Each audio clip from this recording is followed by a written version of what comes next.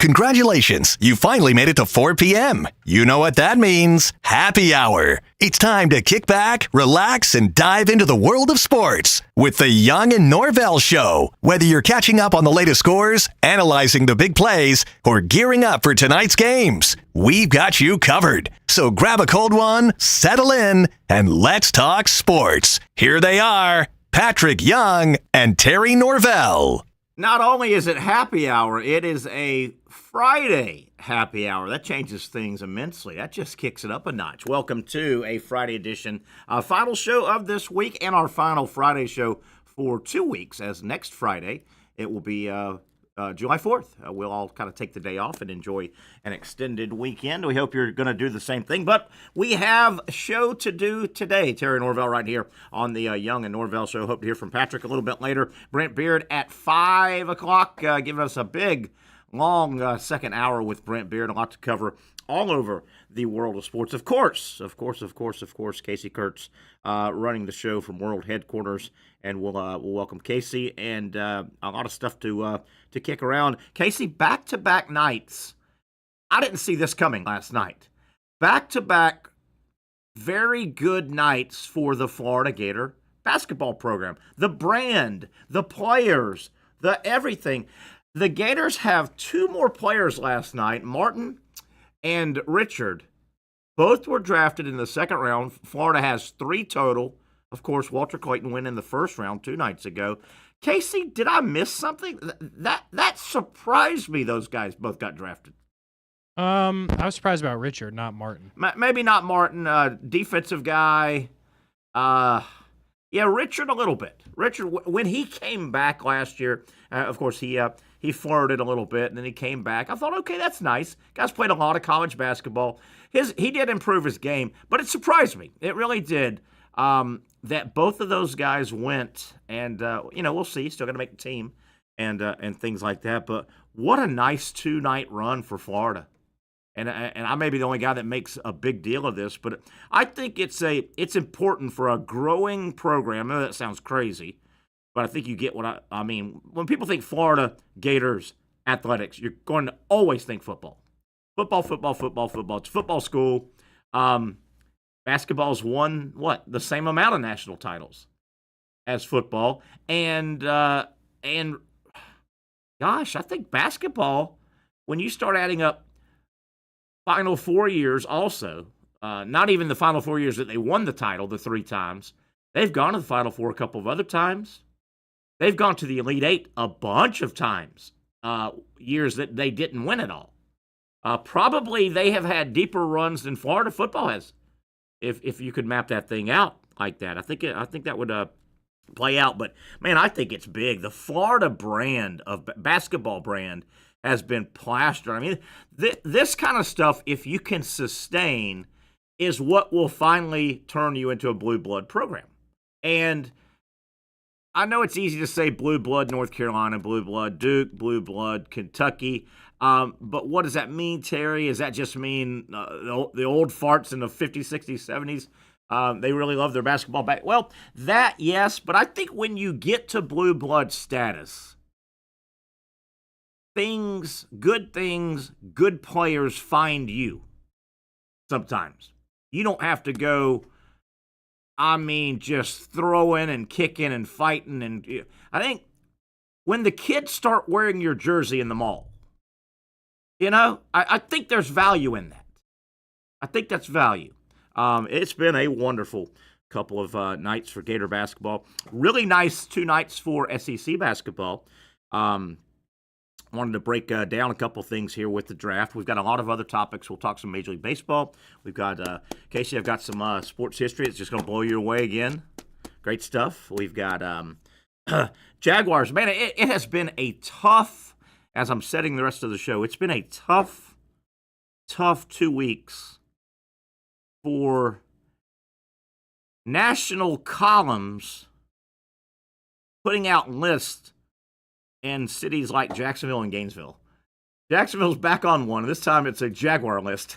The Jaguars are on a list. Not so good. We'll get to that. Have a little fun with that. The big 3 football programs in our state, Florida State, and Miami, are red hot when it comes to recruiting.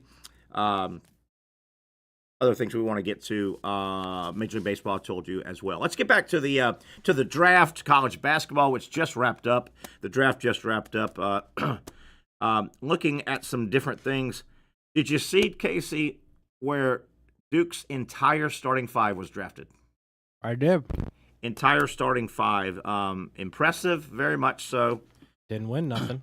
And that's kind of where I'm going. Now, it got me thinking, did a little research before we went on the air. John Shire took over for the legend, Coach K. Tough position. John Shire, the Duke coach, just wrapped up his third season. They had the best player in the country. They had a bunch of really good players, hence the draft. They got to the Final Four. Duke is one of the few programs, though. Alabama football making it to the Final Four standing, that's cute, but Alabama fan only wants that once every once in a while when you get there. You got to win it. I'm not saying there's any pressure on Shire. Number one, Casey, looking at his 3 years, he's ascended every year. Okay, 3 years ago, first year, took over. They were a round of 32 team. His first year. Okay, just took it over. They went round of 32, Elite Eight, Final Four. So he's ascended every year. I will say this, though.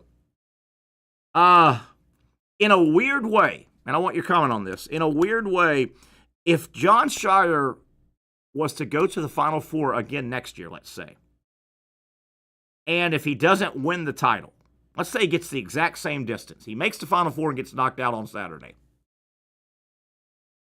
In that weird scenario, I don't think Shire needs a second team in a row to have every player drafted into the NBA, but they didn't quite win the title, because then Duke fans got to go, can this guy finish? Yeah, that's real. You know? You clearly had the pieces. You just didn't get it done. Yes. Yeah, man. Isn't that weird? Yeah, it is kind of a bad look, too, in the first five and then your whole starting five. I mean, in fairness to the Gators, 3 of their starting 5 get drafted. Yes. But Todd Golden finished the deal, obviously. Yes. And, yes. You know, I think, obviously, there's a very realistic possibility, if not already a lock, that Todd Golden's a better coach than John Shire. Just because he's coached at Duke doesn't mean he's a better basketball coach. Yeah, right place, right time sometime, yeah. Yeah, it's like being, the coach of the Patriots when they were good, the coach of Alabama. Like, you can't do that too many times in Duke basketball and not win before people start getting upset. Yeah, at Duke and probably at Kentucky and probably at North Carolina. But, yeah, if Shire – if I was to tell Shire you're going to make it to the Final Four, lose on Saturday again, second year in a row, I bet you he would go, man, I hope my entire starting 5 doesn't get drafted. Nothing against my entire starting 5, but I don't need that back-to-back years. And my fan base is going to go, my God, how many more bullets do you want in the gun? I mean, weird. Funny you said that also. Obviously, Duke had 5 players drafted, most of anybody. Number 2 in the country, the Florida Gators. They had 3 players. Then there's a bunch of guys. I mean, that would make sense. And a bunch of teams with 2. And by the way, the one that's picked last is the one that's your leading scorer in the national championship game. How about that? Will Richard. At Florida. Yes, Will Richard. How about that? So Florida gets 3 of their 5. Duke gets all 5. Digging inside the numbers a little further, what a real good year for the SEC. I mean, the SEC dominated almost from the opening tip of college basketball, because I don't know if you remember this, way back, Auburn went on one of those. I think Auburn went out to Maui, and Auburn won the damn thing. And I remember, I'm a weirdo. I love early season college basketball as well. I love it. It's hard to catch, and when they're playing November 8th in Maui at 1:00 on a Thursday, but the SEC didn't just kind of get steam. They started hot. Auburn went out there and beat some big teams and won the damn thing. Where I'm going with it, the SEC, as they were good from the opening tip, they sent 14 of 16 to the tournament. The SEC led all conferences in the NBA draft. They had 13 total selections. And Casey, 13 total selections from 9 different programs. You've only got 16. Yeah. 9 different programs combined for 13. Your number 2 conference, power conference, that had numbers of selected NBA players, Big Ten had 10. So Big Ten 10. And then you look, as we told you, Duke had all 5 that were drafted. That was obviously Flagg, we know, Knipple, and Maubach, if I'm pronouncing that right, the big 7'2" kid. Proctor, the guard, went in the second round. Yep. And then James. James, I think, was a portal guy, but a good, solid player for Duke. One of their starters, and he went. What's crazy about the SEC draft thing? What's that? I just thought about this. He did get signed, but the what was he, preseason player of the year and arguably the best player in the SEC was Mark Sears. Yeah. Did not get drafted. How about that? I didn't even think to look. Wade Taylor, who really good for it, is Texas A&M's all-time leading scorer, did not get drafted. Mm-hmm. So, like, you have this conference that sends all these teams. Texas A&M went, a big reason because of that. Wade Taylor was their leader. Alabama obviously went because Mark Sears is their leader. Yeah. And those guys aren't even ones that we're talking about in the draft. And you look at particularly Sears, his game, I thought, mirrored a lot. And this guy I'm going to bring up, we only saw him a little bit, he's a first-year guy. But the guy, Jeremiah Fears at Oklahoma, who got drafted, I think he was one and done, just a quick guard. And you're like, well, isn't that the same thing as Mark Sears? Fears probably bigger than Sears. I think Sears is a little small. I think he's one of those listed at 6'1", and he's 5'10". But he signs with the Bucks, though, so he'll have a chance. Sign with the Bucks. The other thing we talked in the first round, when the first round was completed, I think we need to tip our hat a little bit. Not that there's not talent in the SEC. They led the selections with 13. But remember we looked at the top 10 once the first round was completed, and there were 2 SEC-ish guys, but they were Texas and Oklahoma. So you would think with that much success, you'd have number 2 from the SEC, number 5, number 7, number 8, number 10.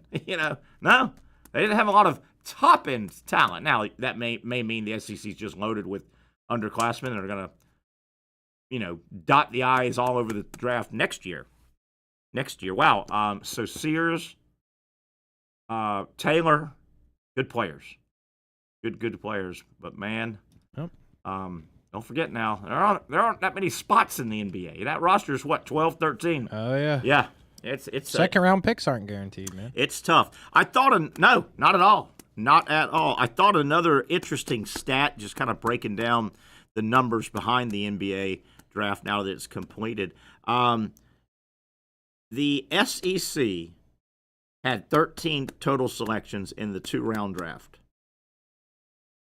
International players, 13 were selected.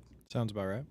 13, and I think that's a pretty good number. It speaks to the growth of basketball. But, man, I think that's impressive. I mean, and this draft, if we pulled it out, I could do it here in a second if I wanted to, but you've seen the draft. I've seen the draft long enough. There are years where the NBA, they'll have a run of like 4 in a row, foreign guys. You'll have Joe Smith from France and Pete Dawkins from, Spain and another guy from France. For the SEC to have the same amount of players as the international group, anybody out of our country. Interesting. That was interesting. Now, fair to the international guys, I'm just glancing. I would imagine, how do they count a guy like Ruben Chinyelu for Florida if he got drafted? Florida. He's from another country. But he plays at Florida. What if he got drafted next year? Would he count SEC or would he count international? No, he would count SEC. He would count SEC. Mm-hmm. Yeah. So there's have to come from same with Condon. It would be he's SEC. Yeah, good point. He's Australian. Yeah. They have to come from the International Academy. And probably without a stop maybe. Yeah. Like straight everybody you saw was drafted. It's counted international straight out. I think we all would say it's understood. The game of basketball really, really has permeated and gone international. Did you see it coming, Casey? I mean, my answer is yes, but I'm very curious with yours. To be honest, I never really thought about it until it happened. Yeah. I remember it had to be 15 to 20 years ago, and a guy doing radio here in Jacksonville, I was on with him, and somehow this topic came up. We were coming out of the Dream Team. It's probably 5, 6, 7 years after that. That was 92. the greatest basketball of the Dream Team. I'll never forget this guy who's in town and will remain nameless. Don't want to bury it. You could bury him. He said, and kind of fancies himself as an NBA guy too. Now I kind of want you to bury him. No, We do that a lot here. no. But We buried some people earlier. he said, well, you know what? And this was Dream Team within 5 or 6, 7, 8 years after the Dream Team, and when U.S. was still just crushing people. And man, let me tell you something: the United States of America, the rest of the world's never going to catch up in basketball. We'll dominate forever. And I remember stopping him, and not that I'm Mr. Eye for talent, Right. but I said, "Slow down, my man. I think you're wrong." He said, "What are you talking about? How can you say that? You just saw they don't have anything like the rest of the world doesn't have a Jordan flying around and a Shaq and a Drexler and a Bird, blah, blah, blah, blah." I said, well, sports a lot of times comes down to population. If you got to get technique and teaching and coaching, Right. and I get all that. But it comes down a lot of times to population. And when he was saying that, I was going, well, hold on now. And you could Yao Ming was starting to come through, right? Mm-hmm. And the Chinese and the European player were starting to develop, and Dirk Nowitzki and guys like yeah. and you were going, wait a minute. There's a big part of the world out there that's just learning the game. But if I have 1 billion people in my country, We got a shot. and you have 330 million. Now, again, in its infancy stages, it's not quite fair because the game's got to get introduced and the coaching time. But there's a very good chance with my billion, I can sift through there, and I'm going to have a bunch of good players. I'd agree. And probably more than you over the course of a long haul if you're only sifting through 300 million. Yeah. The perfect example is, I think, and I've used this a million times, the perfect example about population really goes a long way on who's good in sports and who's not. When you look at high school, we use the state of Florida, high school classifications. Well, they're done on school enrollment. Yeah. You're 8A if you are, I'm just throwing something. You're 8A if you are 2,000 and above. Yeah. Okay, and you're 3A, and their top is probably, 900. Yeah, whatever. Okay, so you get that. Well, of course, generally, the 8A school beats the 4A school, and they're better. They got more. Well, the 8A school isn't just geographically in a location that has special football DNA, right? No, the 8A school, when they have their August tryouts, the 8A school has 105 kids come out. Mm-hmm. The 4A school has 45 kids come out. Yeah. So your odds of having better players by sheer volume is right. No, I get that. That makes a lot of sense. Actually. Yeah, and man, this guy, and I've never talked to him. I see him in town here and there, and I'm dying one day to go, hey, you remember? And he was adamant. No, I said, man, I'm telling you, be careful. We could just call him up. You want to? You want to bury this guy, don't you? Yeah, we do that a lot here. I mean, Really? you'd be surprised. Oh yeah, we do that a Not lot. Brent Martineau. Oh yeah, we did it this morning. He's too nice. Yeah, you think that? Now, was that Martineau or was that Casey Kurtz and Austin Lane? So basically, how it goes is like how it has gone is always is Brent will like give you a little carrot, like I was watching this and what the heck was that? And I was like, oh, who was it? Name names. And then he's like, oh, I'm not going to do that. So then I start naming names until I get it right. Now, are they local people y'all are burying? Oh yeah, Even on other outlets and all. oh, you yeah, know? absolutely. We're not scared. You want to try it? It's your thing. No, I mean you're the one that does the guessing. Is what I'm saying. Well, the problem is I wasn't here, so I might not know. I might not even, What do you mean you weren't here? when at this time period of life, I wasn't. Oh, Yeah, I might not be able to stumble upon it. Now, me and Brent earlier, there's only 3 TV stations. I figured will that out. say the guy Here we go. is right at 40 years old. Right at 40 years old. This is a young guy, sort of. in the Yeah, I scheme mean, of things.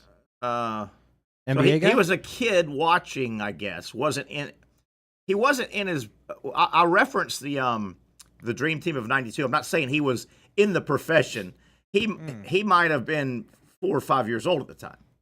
And, just watching sports, but then he watched through the '90s and early and it started swinging in the 2000s. Yeah.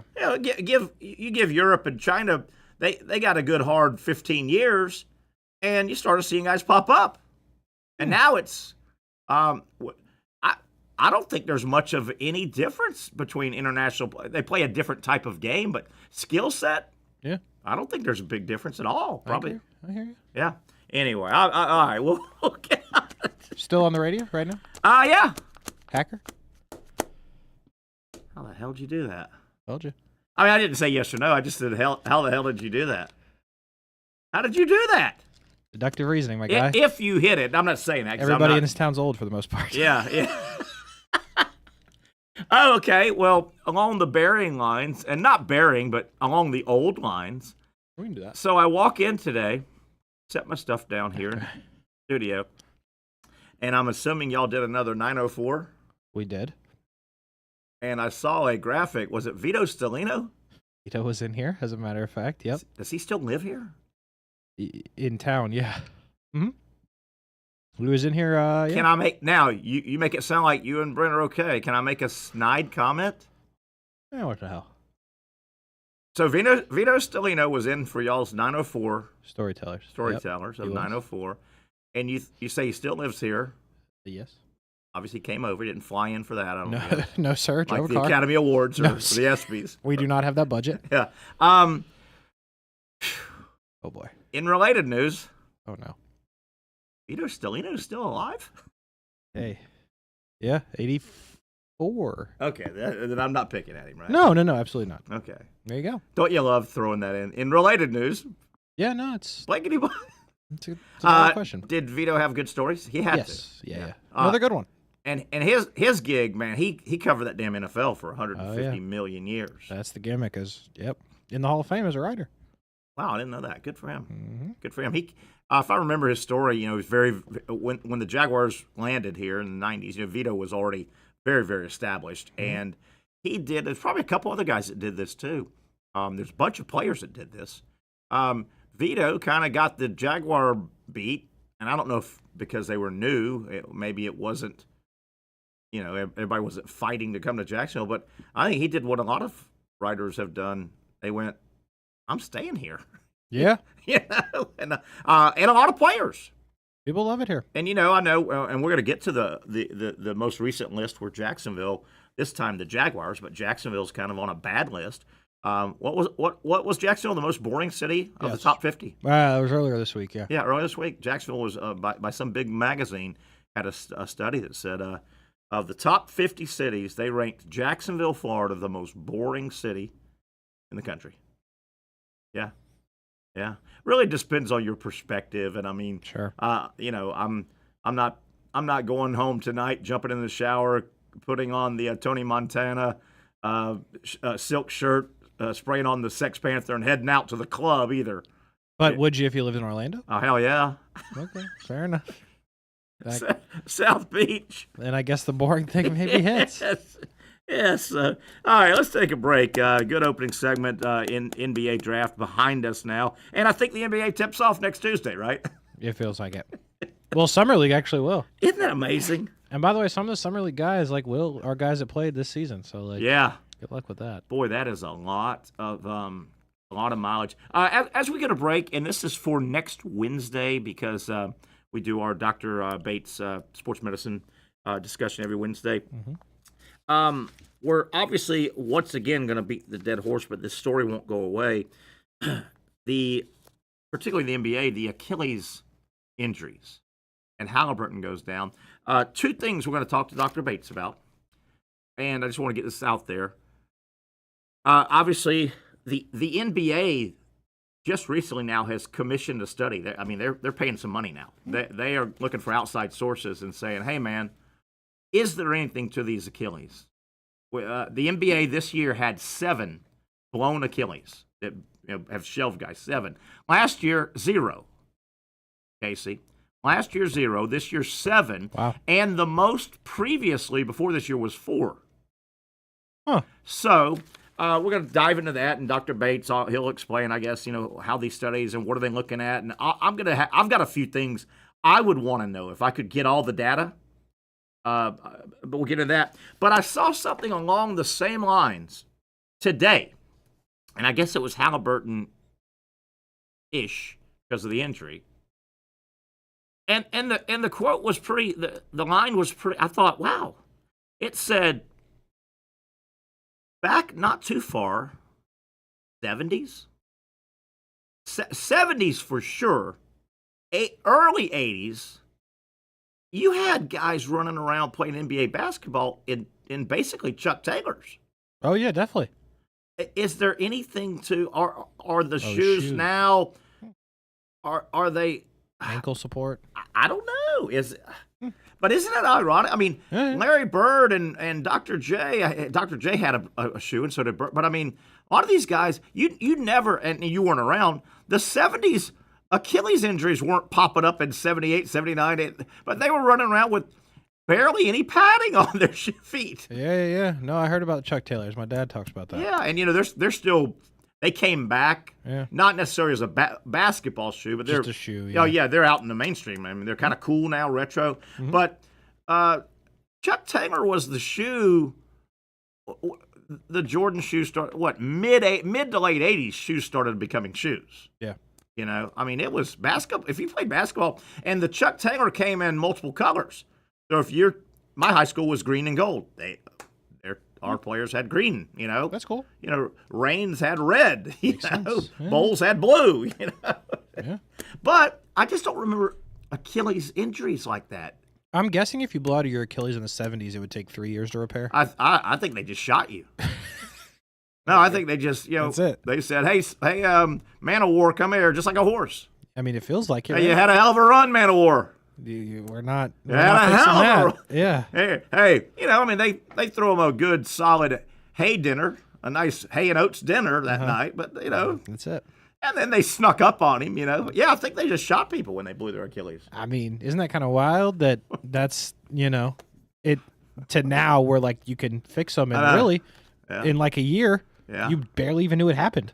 Yeah. Well, or like Paul George. Paul George's whole knee. You remember that? When he went his whole knee was all backwards, and then like he still plays in the NBA. Like, well, a spinoff of that is being serious for a minute. A spinoff for that is back in the day, not that long ago, but before arthroscopic surgery.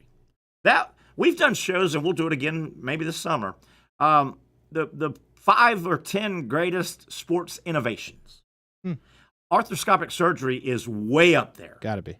Because before, the arthroscopic surgery, I wish Dr. Bates was here, you go in with a probe and you go in with your little instrument to snip and you're not having to basically saw through everything. Right. Bone and tendon and ligament. You're puncturing and kind of going to the area. Well, in the old days, if you had an MCL, all your muscles were cut and all Yeah. So I mean, you're talking a knee injury would be 2-3 years. That's what I'm saying. Shoulder, man. yeah. So I think that helps. The arthroscopic surgery really is big. Definitely. Another one that makes the list all the time is gambling. No, I'm just kidding. It's not really an innovation though. That would now probably make a modern list, and there's no answer that we do this and everybody throws out. Yeah. I think arthroscopic surgery is humongous. It's a real good one. Yeah. The next one in terms of sports innovations that have helped sports, or not the next one, another is the advent of the sports bar. How we have sports bars, and that is a gazillion-dollar industry. If we didn't have cable TV. If cable TV wasn't invented, the sports bar industry wouldn't be there. Yeah. But what would you have like tonight? If there's only 4 channels, you can't have a sports bar dedicated to sports watching. The nightly news. If you have no programming. Yeah. So cable TV gave birth to the sports bar. That's and cool. what an industry. What an industry, because also just like regular restaurants somewhat turn into sports bars. They do. If they got TVs. And have you ever thought of that? Why? There's a very good basic reason why. Because nobody's heading down to Ruby Tuesday to watch the news? You're onto it almost. Okay, I'll take it. Sports is basically the only visual television show that you can kind of follow without hearing the audio. Oh, yeah, that makes sense. You can't have, hey, everybody, meet at Ruby Tuesdays. We're all going to watch the latest episode of Seinfeld. Yeah, it's a good point. Can't Right? hear it. Yeah. So sports, you can kind of, I mean, you've been in sports for a million times. Yeah, you don't need the sound. Yeah, you can follow what's going on, which is beautiful. That's why a lot of times your TVs in restaurants that aren't sports bars are on sports. That's a good point. You ever walk in and they forget to change and you've got like a series going and you're like, Let's move that. you have no idea what they're talking about. Oh, yeah, for sure. And I'm damn sure not going to read closed caption or whatever. No. Or, Change it. What do you call that? Subtitles, closed caption. Yeah, you're right. They're both kind of the same, right? Yes. Yeah. Wow. Just dropped some knowledge. That was good. And we buried a guy. You're really happy about that. We shot a horse. I think you shot a person. We For shot. a minute there. It was a spinoff. Yeah. It was a spinoff. It wasn't the same segment. Yeah. Wow. We buried somebody, shot a horse. You should be around here more often. You should have been here when we were on radio. Man. Now, does Brent? I was an equal opportunity. Does Brent kind of try to separate himself? Yes. Oh, yeah, I can tell. Vastly. And we drag him back in. But you and Austin are just whacking people like John Gotti. Yeah, we drag him back in. We're like, Brent's here too. I love it. All right, let's take a break. I don't know where the hell we're going when we come back. We're going somewhere. Maybe we'll go to the most recent, this time the Jacksonville Jaguars. Oh, we get buried again in a national, on the heels of Gainesville being the dangerous and the heels of Jacksonville being the most boring. We got another one. We'll talk about that and a whole lot more. He's Casey Kurtz. I'm Terry Norvelle. One segment down, a long way to go. Brent Beard around 5 o'clock. Stick with us right here on Action Sports Jacks.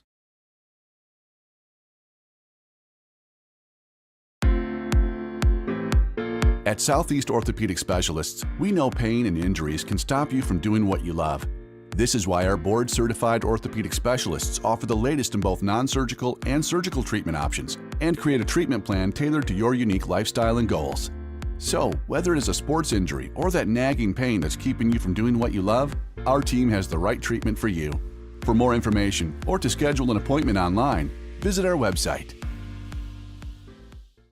Finally, a family atmosphere, kid-friendly restaurant with a real sports bar feel. Bricks Jack's Beach features all of that and a large, climate-controlled covered patio with misting fans and heaters for all seasons. Mix in an extremely diverse menu that features the most quality and affordable steak at the beach, and there's no reason not to enjoy your next lunch, dinner, happy hour, or big sporting event at Bricks Jack's Beach, 300 2nd Street North in Jacksonville Beach. See you at Bricks Jack's Beach. You really got to hand it to him. Hold on. The previous play is under further review. I'm not sure what he could review, but okay.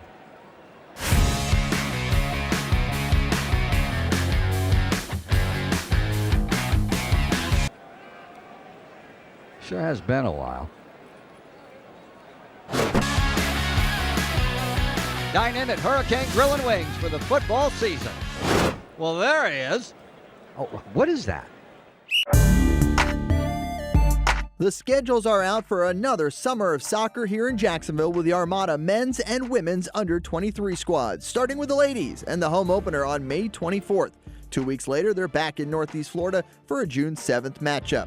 The season wraps up with a pair of Friday night home matches June 20th and the 27th. As for the boys in blue, they debut against a couple league newcomers on May 9th and 17th respectively, with more home dates on May 31st, June 14th, and June 21st.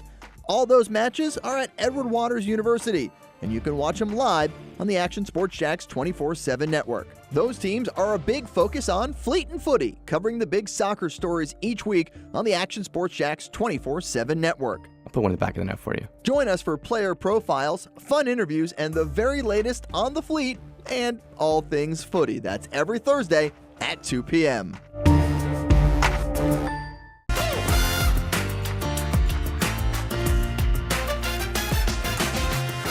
Empower a future, inspire a dream.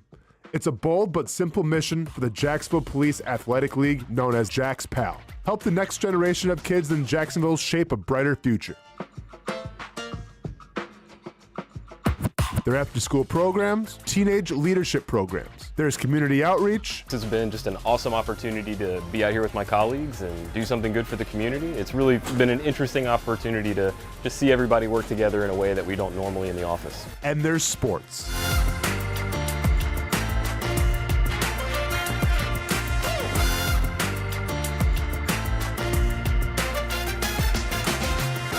There are also ways you can help the next generation with a donation of any kind. Just visit jaxpal.org to get more information. Empower a future, inspire a dream with Jax Pal.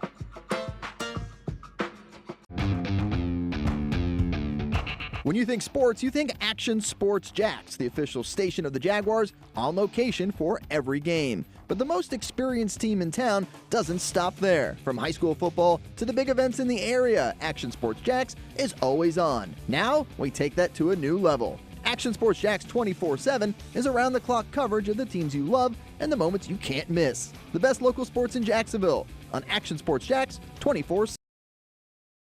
Oh boy, rain cloud coming. Cool it off, but make sure you're safe and driving safe. Welcome back, Terry Norvelle here on a Friday. Not sure if we'll hear from Patrick Young. We're scheduled to hear from Brent Beard at 5 o'clock, taking us home through most of the second hour. Casey Kurtz is here. I'm Terry Norvelle. Glad you're with us here on the Young and Norvelle Show. Want to get to this date in sports history. I don't want to. There's one, Casey, I think you're going to really like. Okay. But I want to get to this. So this is from USA Today. Today, I guess. That makes sense. Ranking all 32 NFL teams. You ready for this, Casey? From most to least entertaining. Who will be the most fun in 2025? Now, I'm not positive. Let me see if I can find the criteria, or is it just whoever wrote the article? Aesthetics are typically of little interest to NFL teams given the incessant pressure to deliver wins regardless of what form they take. So just win, win, win. But maybe that whole no-fun league thing is a misnomer, as many of the league's most successful outfits have a knack for standing apart from the competition in more than just the standings. Okay. What qualifies as entertaining in the NFL isn't always clear, but there's a clear disparity between each organization in top talent, propensity for big plays, unique schematic elements that add a level of distinction. With that in mind, and I don't know if that's all of it, but that's what we got here. Okay. With that in mind, here's our early and entirely unscientific ranking of all 32 teams from most to least entertaining based on where they stand ahead of training camp. So, we won't go through them all, but obviously number one is the most entertaining. Yeah. This article has the Baltimore Ravens. Yeah, makes sense. Yeah, they're pretty neat. They've got the MVP quarterback. Yeah. Big boy still in the backfield. Yep. They've been so close. Some people think they're the best team the last couple of years. That's true. Hard to win it. So, okay, I guess you can live with that. They're pretty entertaining. Buffalo Bills. Yeah. You know, a hotshot quarterback. Absolutely. Big, pretty stadium, I think. Did they finally build that stadium? They're building it right now. Building it, yeah. And, boy, they've been close. They've been close. A lot of people think they've been the best team in football here in the last 2 or 3 years. Your Super Bowl champion, Philadelphia Eagles. I don't know if that's Super Bowl champion induced but had they not won it, they talk about the, I hate to say tush push. I'm a grown man, but are they the third most entertaining, you think, Casey? Yeah, if Saquon keeps jumping over people backwards. Yeah. Ooh. Yeah, I think he did that against. Jones. Yeah. It's okay though. Is the Jaguar still on the roster that he did that to? Oh yeah. Who was that? I can't remember. Jarian Jones. Oh, Jones. Okay. Ooh, he was a rookie. He was. Welcome to the Casey. He didn't jump over. He jumped over him backwards. Yeah. Why you gonna do me like that, man? You can't just go. Detroit. Yeah, they're fun. Entertaining. They're 4. KC. They're still fun, man. They may be frustrating, but they're fun. Rams, Commanders, Bengals at 8. Buccaneers at 9. I don't get that. A little high. Well, they have the cannons. And I do have pirate cannons. ship in the stadium. Speaking of shooting stuff, right? There you go. Keep it going. It's kind of a theme There's today, a theme right? today. A little bit of a theme. Buccaneers at 9. That's probably the first one I go, what? What? So Green Bay at 10. Is Green Bay entertaining? On offense, a little bit. It's kind of fun. Right. It's in the middle of nowhere. So, we have 32. Yeah. guess where? I don't know. Any guess where your Jacksonville Jaguars would be listed in terms of? I mean, I'll tell you, it's not as bad as you think. okay, cool. My guess is that's Travis Hunter induced. Travis Hunter induced. Also, the stadium has pools. Keep in mind, there's pools. Stadium has pools and no guns that we know of. No guns that we know You're not of. supposed to have guns, but it is Dirty Duval. In most boring city in the world. Yeah. And you do got the area that you can bring your dog. New coach, Liam Cohen, offensive coach, probably scheme it up. Trevor Lawrence, Brian Thomas. Give me 17. 17's a good guess. They are they did better than I thought. Uh-huh. But let me get to it here. The Jacksonville Jaguars, in terms of most to least entertaining franchise, they checked in at 22. 22. It's a little low, but it could have been worse. Yeah, I thought it was going to be worse. Yeah. I thought it was going to be worse. But as I started reading it, I go, well, wait a minute, this Travis Hunter thing. A lot of people around the league are, it may not be their number one, but hey, 3 or 4 things into it. What are you looking forward to next year? Hey, what about that guy in Jacksonville? They're going to try and play both ways. Yeah. That's getting a lot of play. For sure. But it talks about first-year coach Liam Cohen, savvy play designs, and they talked about that. Trevor Lawrence, and then burgeoning superstar BTJ, two-way standout Travis. So 22 wasn't terrible. Now, who's last? Cleveland. Got to be Cleveland, let's get right? down to last. Has to be the Cleveland Browns, who passed on Travis Hunter to pick Mason Graham. Number 32 would be the Cleveland Browns. Have we mentioned the cringeworthy quarterback competition might be the only facet of the Browns worth wider attention? Yeah, Browns 32. Should be. And I'm glad you kind of went who's last. The AFC South as a whole didn't do real well. I believe. Didn't do real well. We have the most entertaining, and I think this is easy. Houston. And Houston checked in at 14. That's solid. That's about right. Yeah, 14. Jacksonville was second with 22. Makes sense. I think Hunter is a big part of that. 27 is Tennessee. As it should be. And there's only 32. Yep. And then 28 right behind them, Indy. Yeah, not much interested there. Yeah, not much. Not a bad ranking. Not bad. So, it could have been worse for Jacksonville, but, man, these rankings have roughed up Jacksonville, and Gainesville. Yeah, not a great run for lists this week. The homestead. Yeah. All right, I want to get some of this Dayton sports history because I know we're going to have Brent in the second hour, and I want to make sure we get to at least one of these. I think is really funny. All right, here we go. You're going to learn this happened before I think your birth date, but let's start in the year of 1975. Lee Trevino, that's better than where you usually start. The last 2 times you've been 06 and 03. Yeah. Of the 1900s. We'll take it to the 18s if we have to sometime. Okay. Every once in a while we dip into the old country. Lee Trevino, Mary Mex, Yep. Great golfer. He was at the time in 1975. He was the reigning PGA champ, and this was very famous. If you ask anybody that really goes back and knows golf, most famous golfer that was very, very publicly, this was true, struck by lightning on the golf course. Oh, I've heard this. Yeah, Lee Trevino. It was today. You heard it today? No, I'm saying today's the day he got struck. Yeah, this date, 1975. How about that? Playing the Western Open. He was the defending PGA champion. They were playing the Western Open. And multiple people, it did not say, I remember when it happened, but the article I read this morning did not say if the other people struck were in his foursome or just happened to be on the course as well. True.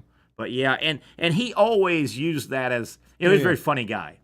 I think Trevino's still with us. He is. Yeah. Just like Vito. Damn, we should have done, yeah. They may be together right now. Definitely not. Hopefully not under a tree right now. That's true. 50 years ago, man. Watch out for the lightning. In a lightning. Vito strikes me as a guy that would have double dipped NFL and golf. Big golfer. There's guys like that. I think you'll hear that in the episode, but big golfer, yeah. Yeah. So, imagine getting struck by lightning and living 50 more years. Isn't that something? Yeah. And then your profession is holding metal outside sticks outside. Occasionally in the rain, yeah. Yes. For sure. But Trevino, very funny guy, very witty guy, and he referenced that a million times. Two irons got a lot of life in it, stuff like that. Yep. All right, I'm going to tie two of them together. This happens a lot. You can't believe it does, but I think we've got an explanation. This date, sports history, Major League Baseball, 1983, and I'm going to also throw in 1988. Okay. Seattle in 1983. batted out of order. Amazing. Major League Baseball, that was in the second inning of a game in 83. 1988, the Reds against the Padres, batted out of order in the first inning. How? What I think happens, there's two things and we had one of these not long ago. Remember we talked about it? I do, kind of, Yeah, we're talking a couple of months ago. I've got two theories, I think.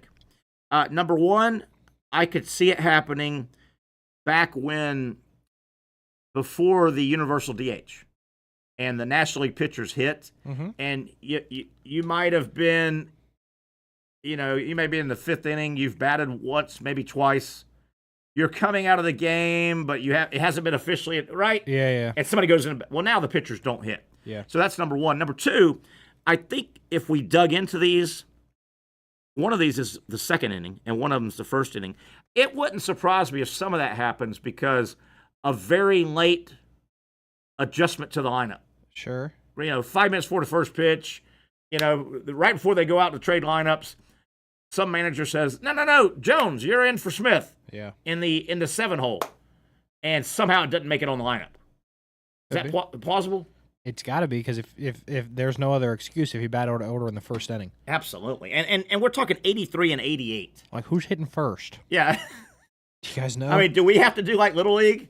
And first batter, your bat's right here. Yeah, I could. Second batter, you're the second bat. Yeah. Joey, you're the third batter. Where's your bat going to be? Third, Dad. There you go. Right? Exactly. Yeah, it's an amazing thing that happens. Yeah. Ow. Grown men. And the other one we did, again, this wasn't the other thing that gets me about this, if it was like 1901. Sure. Okay. But now you've got an official score with communication in the press box. You've got your team, right? You've got your teams keeping score somewhere. You borderline got fans in the front row saying, yes! I'm pretty sure Eric Davis isn't next. Yes! Great point. Wow, whoa, Skip. Whoa, Sparky Anderson, hold on. Eric Davis is out of the game. This is not the right guy. Or Nolan Ryan is not in the game anymore. He can't hit. Yeah.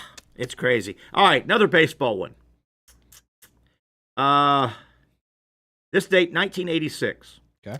San Francisco Giants, second baseman of note, and I think this guy might have been a Florida Gator. I don't know. Robbie Thompson, a player of note in the 80s. Not familiar. 80s. He was a utility, played a long time. In a game in 86, San Francisco Giants second baseman mostly, Robbie Thompson, caught stealing 4 times in one game. Just give it up. Well, along those lines, I think... He was a Gator, by the way. He was, yeah, Robbie Thompson. I think it might have happened something like this. When, after like the third or fourth time, the manager comes to him and says, what are you doing, Robbie? What are you doing?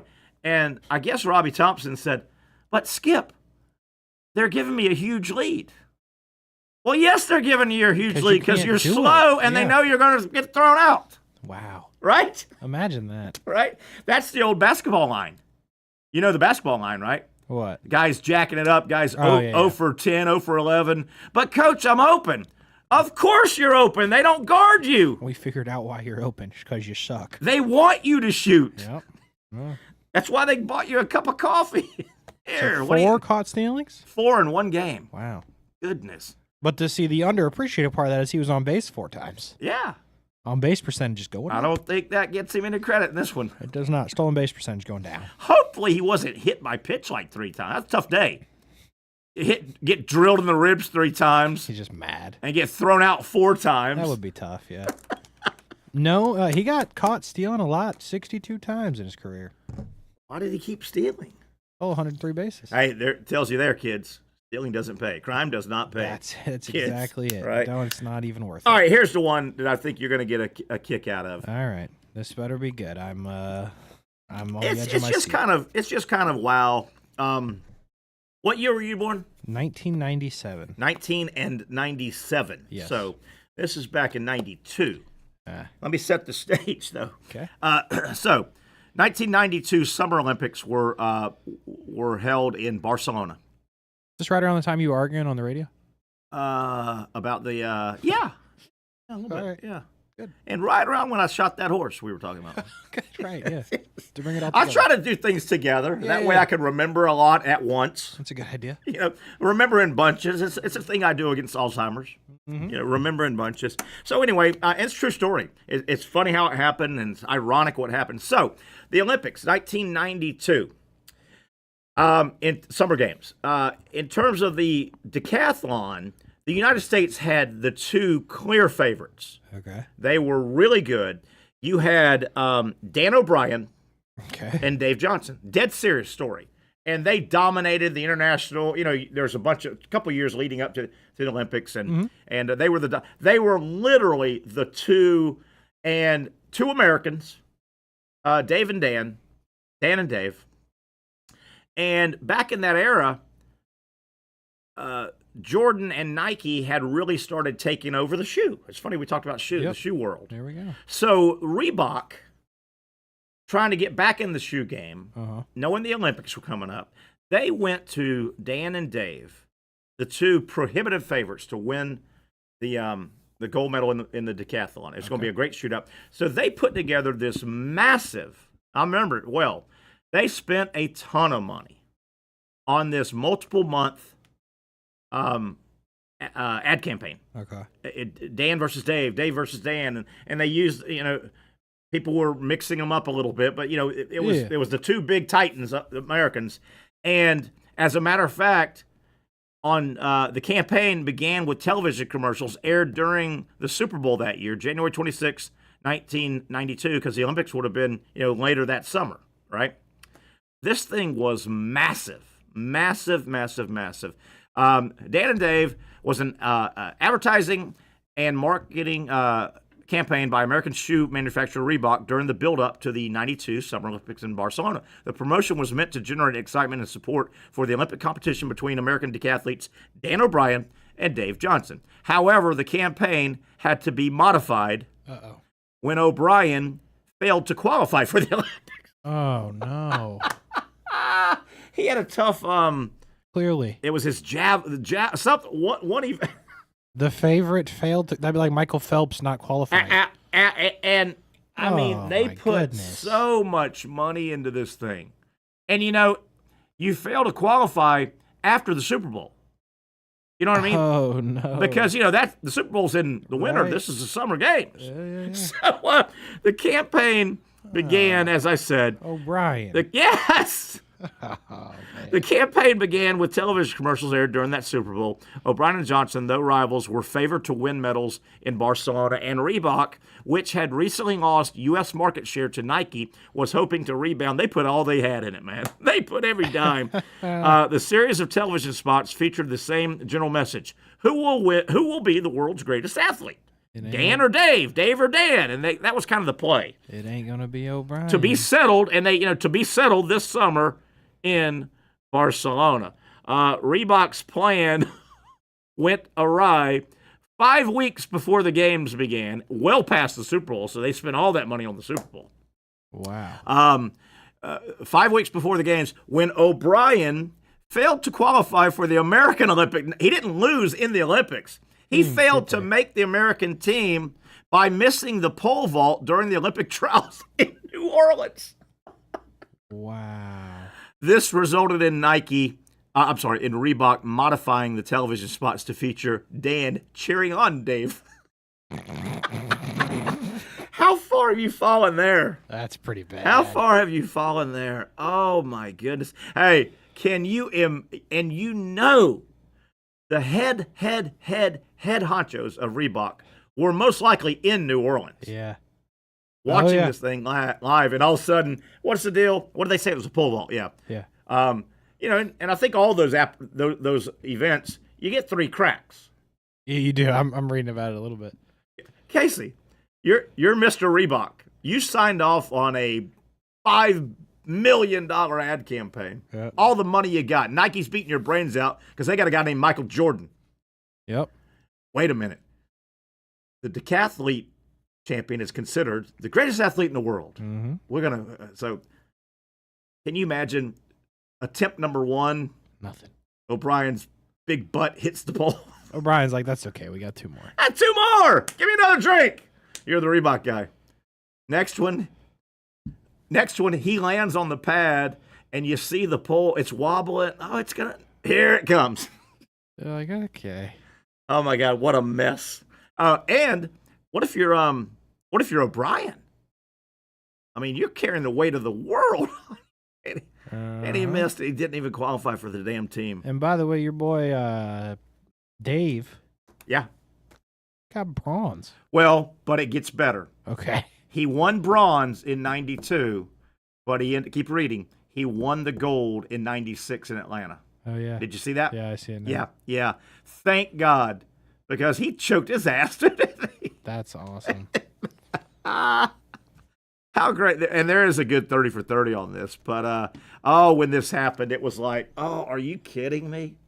And going back and reading this morning to get it ready for the show, obviously I knew the story. It was big.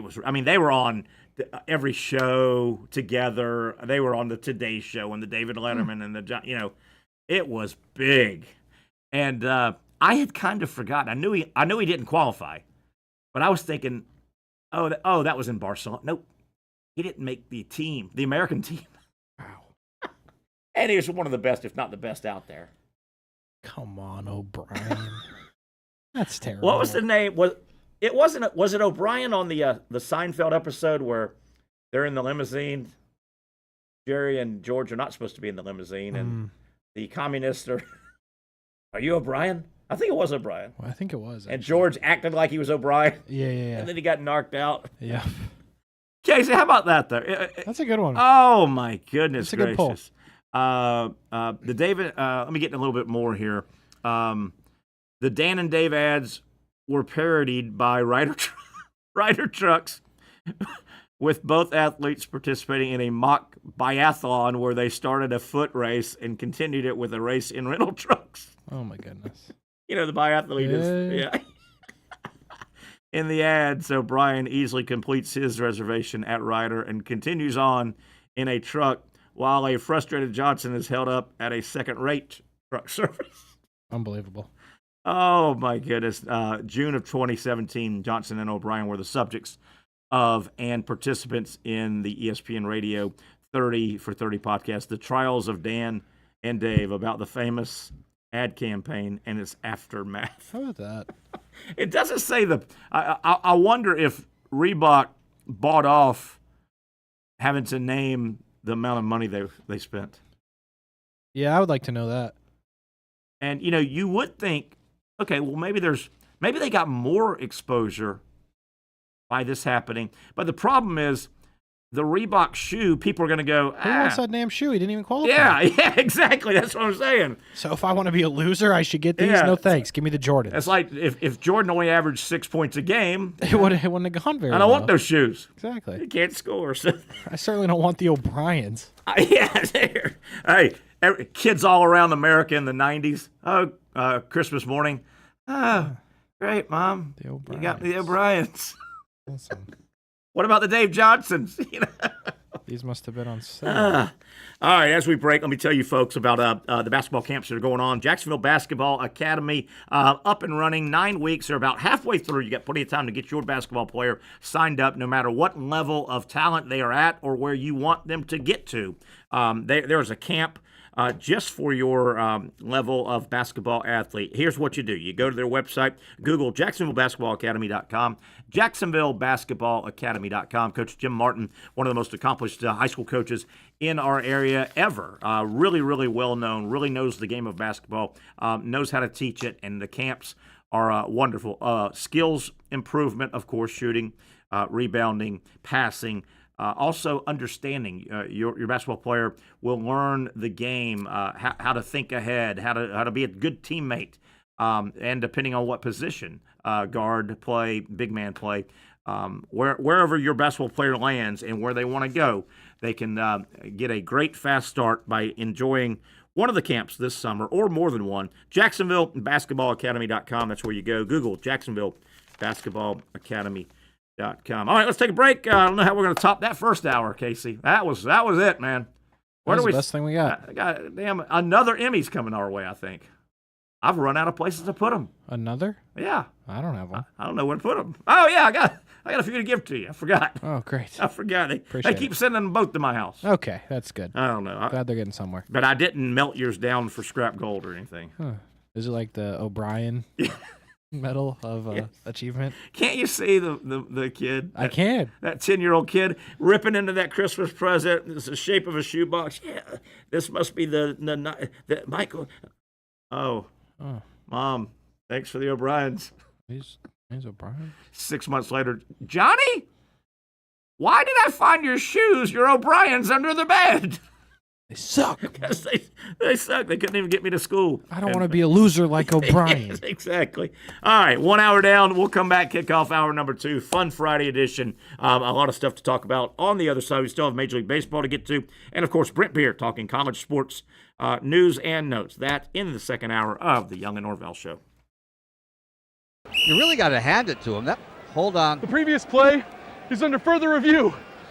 I'm not sure what he could review, but okay.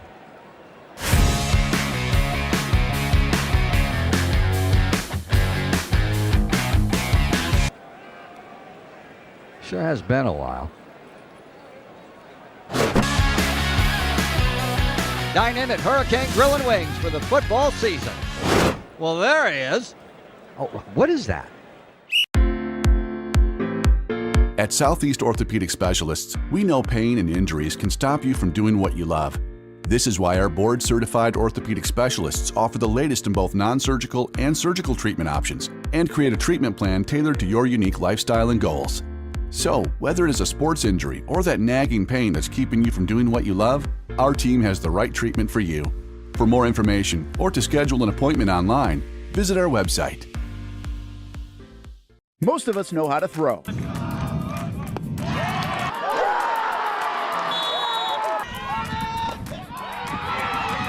But you need to know what to throw. I'm not talking about footballs, baseballs, softballs. We're talking about those items you need to recycle. Republic Services explains it easy. Recycling simplified. 1. Know what to throw. When in doubt, throw it out. 2. Empty, clean, and dry those materials.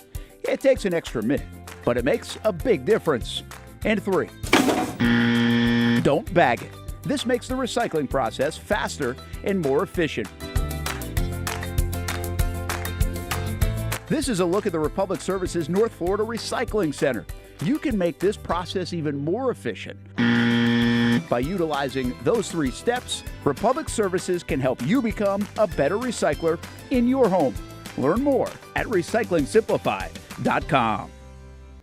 Finally, a family atmosphere, kid-friendly restaurant with a real sports bar feel. Bricks Jack's Beach features all of that and a large, climate-controlled covered patio with misting fans and heaters for all seasons. Mix in an extremely diverse menu that features the most quality and affordable steak at the beach, and there's no reason not to enjoy your next lunch, dinner, happy hour, or big sporting event at Bricks Jack's Beach, 300 2nd Street North in Jacksonville Beach. See you at Bricks Jack's Beach. Baker's Sports. It's a hometown business filled with hometown people trying to make you feel right at home. Chris Conley, Jacksonville University. Walker Wright, class of 2018, West Nassau High School. Michael Young, Fletcher High School. Baker's Sports started in a grassroots way and now outfits much of the Southeast. Will Olive, Mandarin High School. Go Stangs. High school sports, travel sports, youth sports of all kinds. They are a one-stop shop carrying Nike, Adidas, Under Armour brands, and more. Vincent Caldes, Oakleaf High School. Tony Mazzio, Sandwood High School, class of 2002. Samuel Coffrin, Paxton School for Advanced Studies. Whether it's sports teams on the field or it's your team in the workplace, like our Action Sports Shacks team, and community events like the Dream 18 Golf Tournament, and many others. Cole Tilley, Hilliard High School. Reagan Webb, Eagles View Academy. Look good, feel good, play good with Baker Sports. Custom sports apparel since 1997. Shop with the hometown team at bakersport.com. The rhythm of my heart is beating like a drum, with We Are Martyr rolling off our tongues. Never will we roam, for we know our place is down. Where the ocean meets the skies, we be sailing. Where the ocean meets the skies, we be sailing.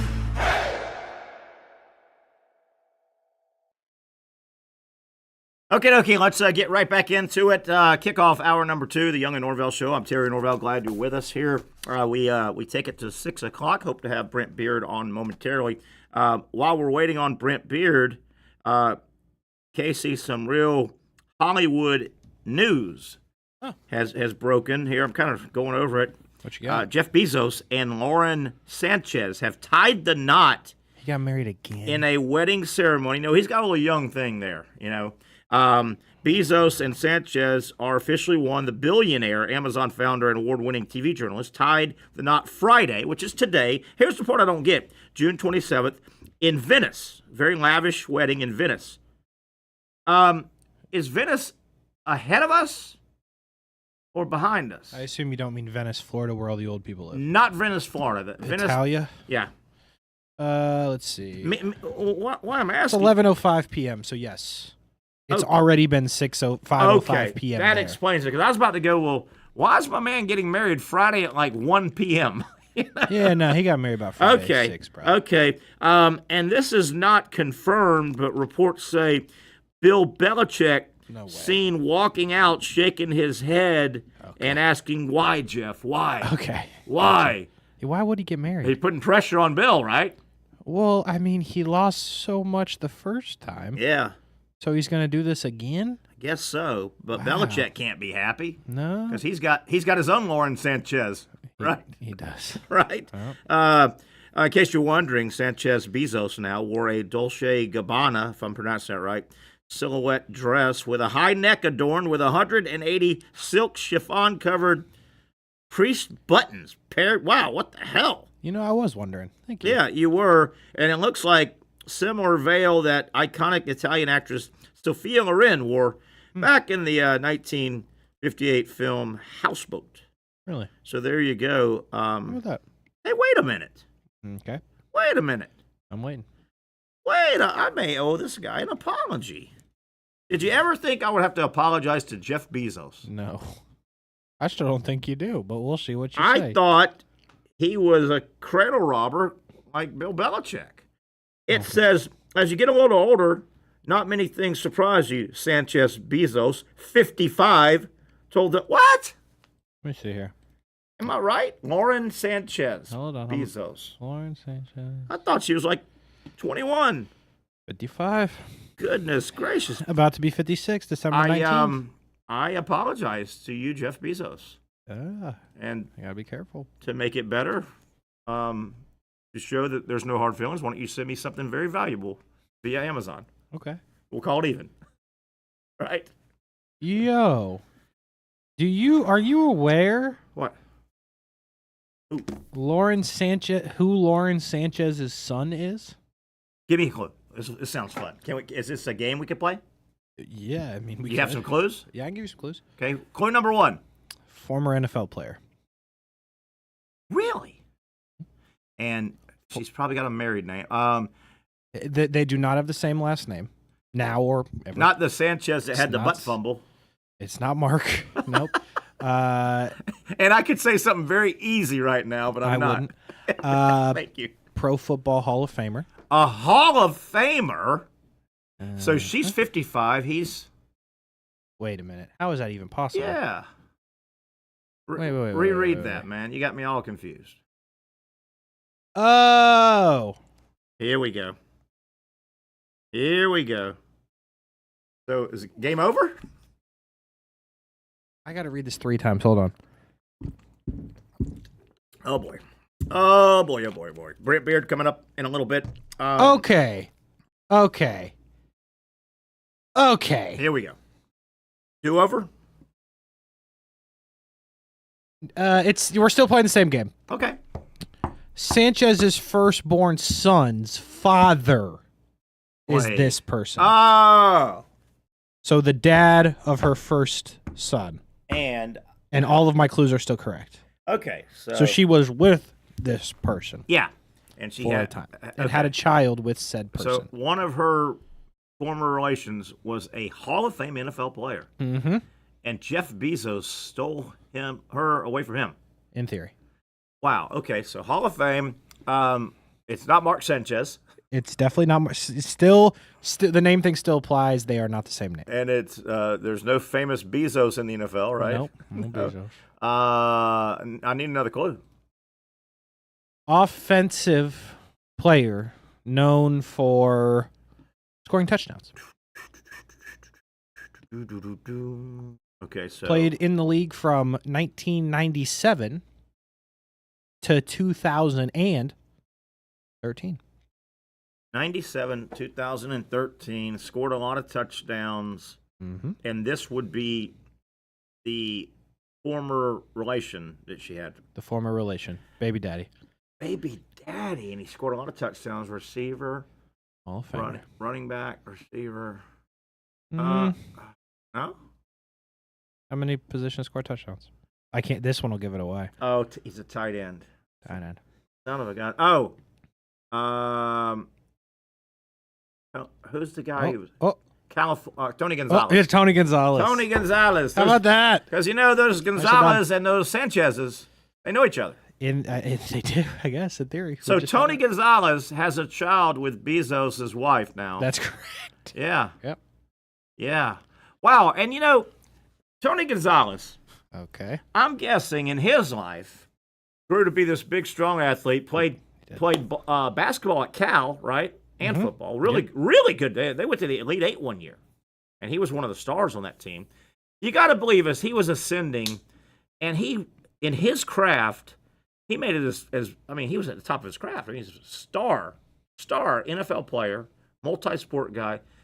Do you think Tony Gonzalez ever thought that, I don't know if this is the only woman he ever married, but let's just say, what did he ever go, one of the women that I'm going to marry, I'm not even going to be close to the richest guy she hangs out with. Not even close. How about that? And he's packed a few million. Did okay? Yeah. Mm-hmm. Wow. What the? Wow. You know who's probably real confused? Who? Connecting to our Brent Beard. Oh yeah, hearing us talking about this situation. Brent Beard, you have no idea where this show has gone, my man. It has been all over the map here on a Friday. How you doing, my friend? It certainly sounds like it. You being the championship fisherman that you are. Correct. Brent, you have overseen a few nuptials in your day, right? Yes, that's correct. You are legally qualified to wed. I am. Anything you want to say to Jeff Bezos and his lovely now bride as they tied the knot in Venice earlier today? Yeah, well, and after they divorce, I could probably help them later on down the line, right? With that as well, a little counseling. Little counseling. Don't kill each other. Brent Beard, weekend is upon us. I want to lead off with something. I know you got a couple things. Casey and I yesterday we had a fun article, and we saw right through it. But don't think it's a coincidence that yesterday, just out of the blue, Florida Athletic Director Scott Strickland had this pretty lengthy interview where he's giving an update on the soon-to-be started renovations on the Swamp. Correct. It was so, Casey agreed with me, it was so obvious that this is a primer to come back if you're UF and say, hey, we're about to pass the hat. We need some cash. Yeah. It was great. Hey, they took a stab at Florida State. Well, that little renovation they're doing, that's only one side. Yeah. You know, and then he went on to say at one point, Casey and I laughed at this, Strickland was like, this is such an incredible undertaking that it wouldn't be out of the realm for something like this to, from start to completion, take 10 to 15 years. But if we can get the proper financing, we're going to get this done quickly. Yeah. He also said a couple of things in that article too. Yeah. One would be, and can you believe this? The Swamp is 95 years old. Yeah. And in that article, he did make some good points about it's much more difficult to renovate college stadiums on a whole because of two things. Number one, most of them are 100 years old. They are. And number two, on a small, tight college campus, everything's so compact. You don't have any room. No. Well, and the other thing, Terry, that we don't think about that much is he said, and now you and I've talked about this for the last several years, stadiums are not enlarging. They are decreasing. Yeah, decreasing. And one of the reasons for that, and Strickland said this, is because, and I may not get the correct term, but sure. it's basically the American Disabilities Act is in force. And see, you've got to have, I don't know what the code is, but you've got to have a certain amount of room for wheelchairs and for people with disabilities in order to get around, and you understand this because of the work you've done in the past too, is when you're doing these things, you've got to take all that into account, or you can get in some serious trouble. Oh yeah. The right? With the authorities. Yeah, I mean, you got to have permits and drawings and all this, and they'll get shot down. Yeah, if you're not following the ADA guidelines, which and they should be, there should be, and you know that makes you. And the guidelines today are probably more stringent than they were 40 years ago, 20 years ago, 30. So they're going to say, though, not just for disability people, but they're going to say, hey, your concourses need to be wider now. Yeah. And so, and then the decreasing seats, people are a little bit up in arms about that, but you can't get around that, I don't think, because it would be very hard if you are adding amenities, which they are, bigger concourses, bigger restrooms, bigger everything, bigger concession stands. That's going to force you to give to you need if the seats are going to be bigger instead of benches, they're going to be seats. You're going to lose some space. You just can't go. And they're going to be theater type seats. Sure, yeah. Or at least a lot of them are going to be that way. And they have to be. The days, and Florida Field, a bunch of Florida Field is still the wooden bleachers. And a lot of stadiums are like that, but you cannot do any new renovation and just say, well, we're just going to recreate the bench seating. That's 1980s. That's 1970s. That's 1960s. Can't do it. Oh, yeah. Can't do it. Well, and you know, as you go down there, I mean, your point's well taken. You know, good and well that there would be a, shall we say, some asking for additional money. Of course. Also, at one point. Now, Strickland was very careful. Do you know this? Strickland was very careful to say, now, okay, we're reducing our capacity in the stadium, but that does not mean the stadium is going to be less loud than it normally is. He really went out of his way.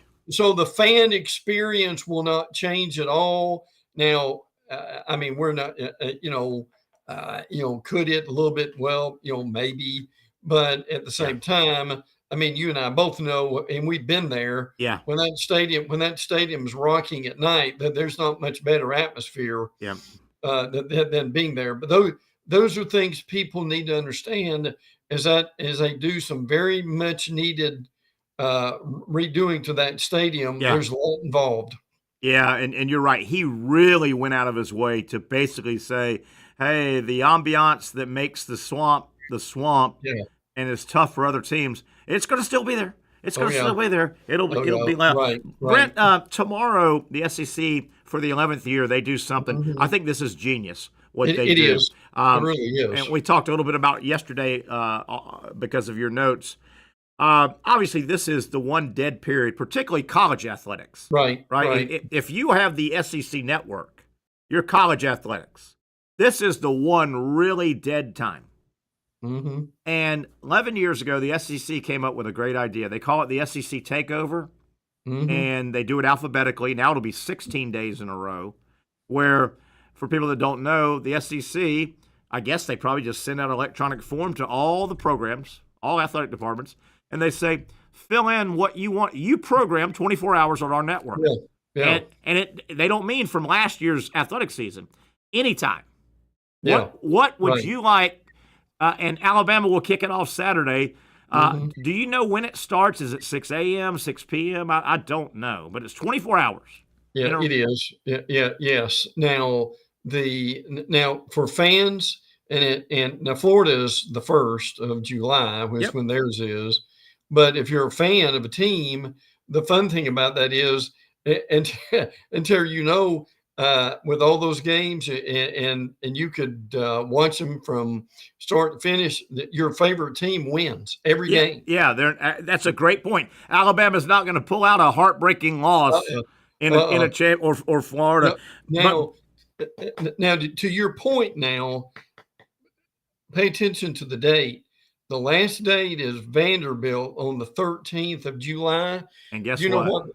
You know what the 14th is? The SEC Media Day. That's right. How about that? Isn't that perfect? Isn't that perfect? But I mean, it really is. And it's fun to watch. It really is. And like you said, this is the athletic departments at the schools.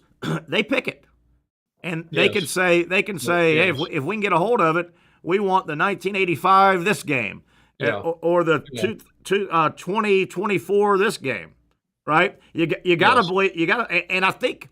If I remember this right, I've watched it for years like you.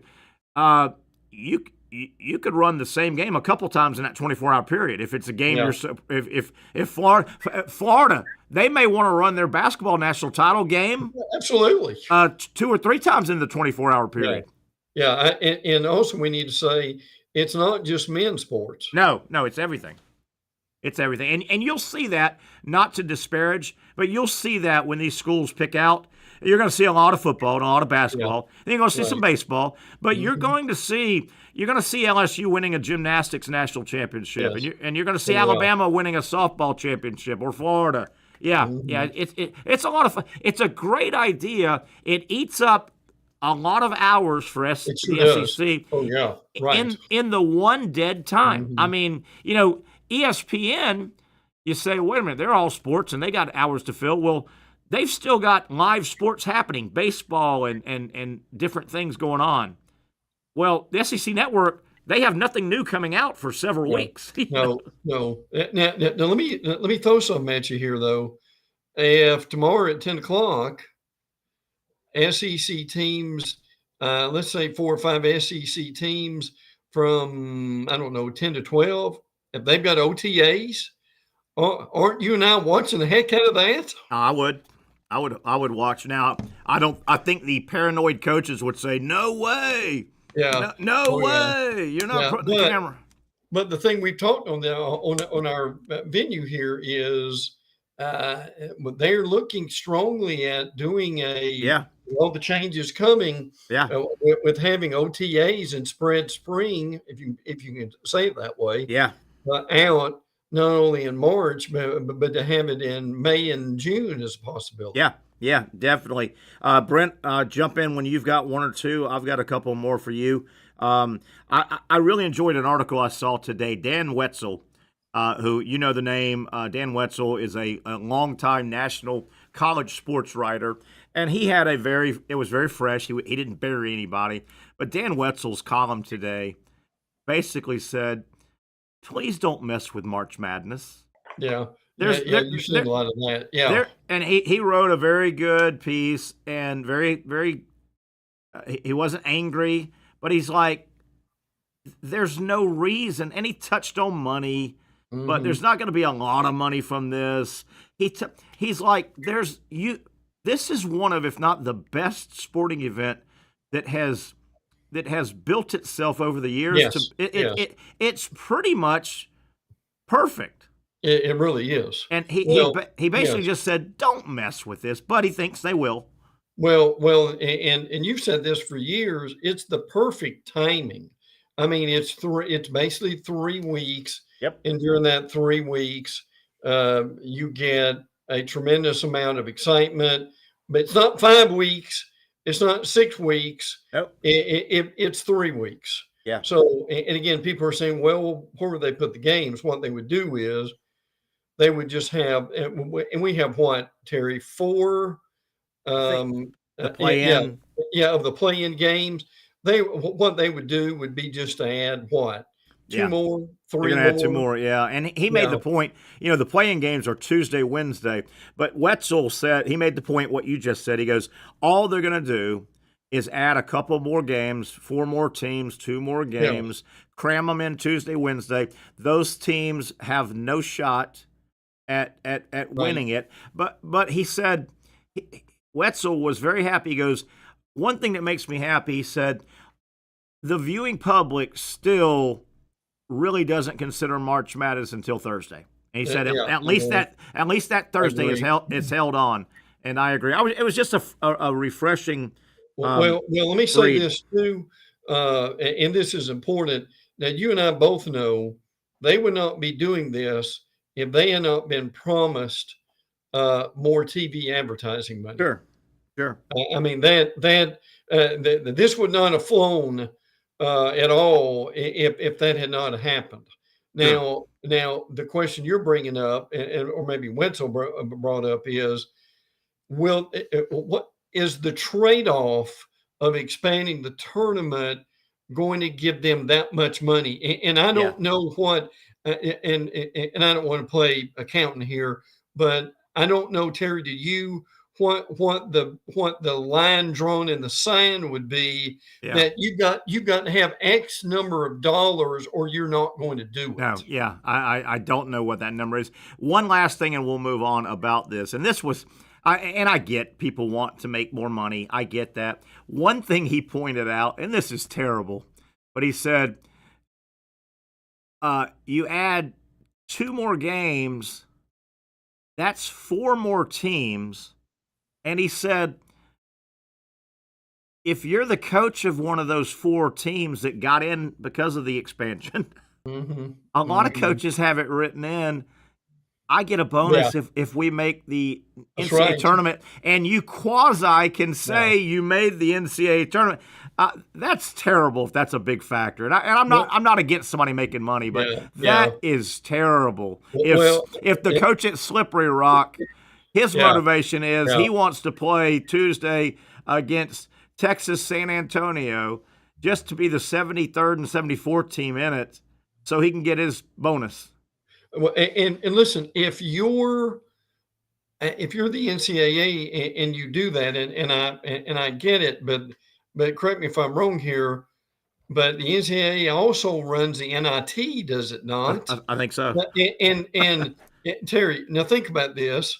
Which won't take you long to do, is if you had 4 more teams in there, don't you wander down that NIT as if anybody's watching anyway, even more? Yeah, you do. You certainly do. Brent, last thing, we may take a break, and then I want to get some of your stuff. Casey and I led today's show off, man. 2 days, 2 nights in a row. Just great exposure for Gator basketball. I didn't see Richard or Martin getting drafted. Damn, Florida has 3 players off the national championship team, and I just think that's invaluable PR as Todd Golden is really trying to build that program down there. Yeah. There's no doubt. I mean, that's tremendous. And they're going to be rated so high in some of these other rankings. Now, look, I'm not going to pretend here that I watched a lot of that, but I did watch and read enough about it as far as the draft is concerned. Sure. Boy, that NBA draft is, I mean, it's not even it. Is it a drop in the bucket compared to the NFL draft? Patrick came on here yesterday, and Patrick was like, Terry, do you ever see the NBA draft getting anywhere in the stratosphere? Because he said he didn't. And you're right. It is it's no more than, I mean, some of the football signing days, and I'm kind of correlating signing with draft. Some of the football signing days production is as big. Did you notice that they used the same jingle as the NFL? I thought that was horrible. Oh yeah, and look, you've done enough TV to understand this. Man, they don't have. How can I say this? I'm not sure they've got their best production team because they had the wrong names, they had them misspelled, and things of that nature.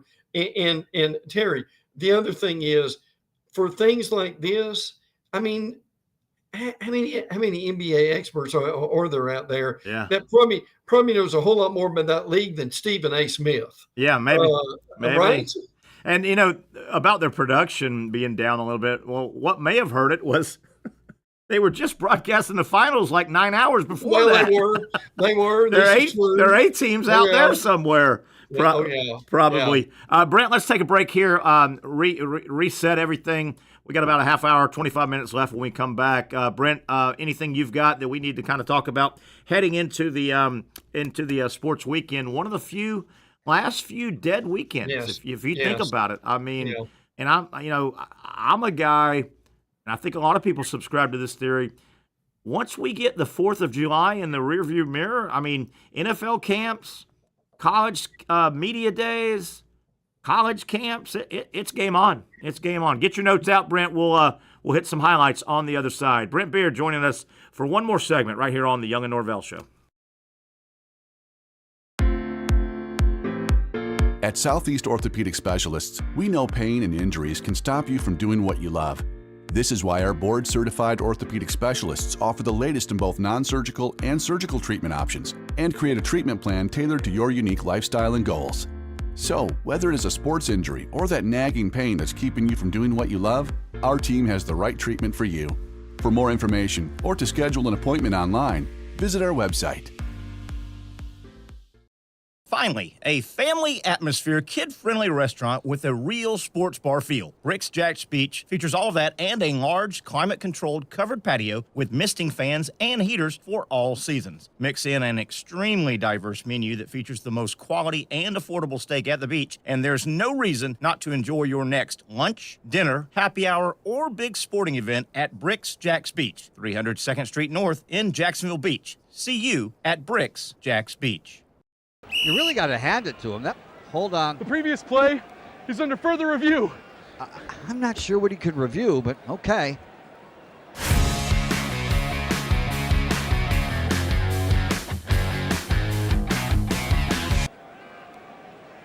Sure has been a while.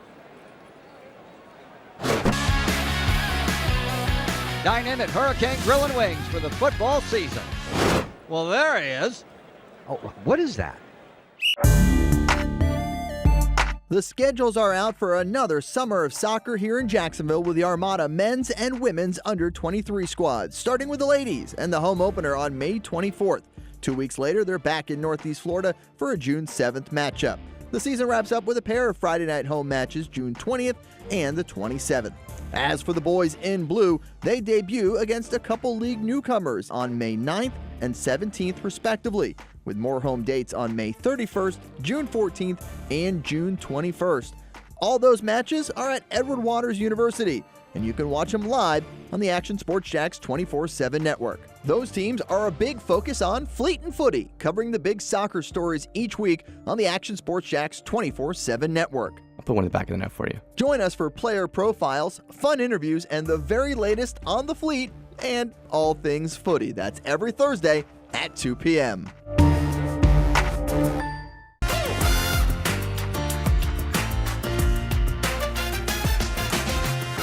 Empower a future, inspire a dream. It's a bold but simple mission for the Jacksonville Police Athletic League known as Jack's PAL. Help the next generation of kids in Jacksonville shape a brighter future. Their after-school programs, teenage leadership programs. There's community outreach. This has been just an awesome opportunity to be out here with my colleagues and do something good for the community. It's really been an interesting opportunity to just see everybody work together in a way that we don't normally in the office. And there's sports.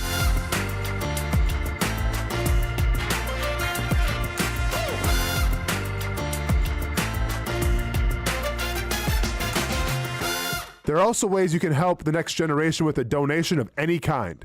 Just visit jackspal.org to get more information. Empower a future, inspire a dream with Jack's Pal.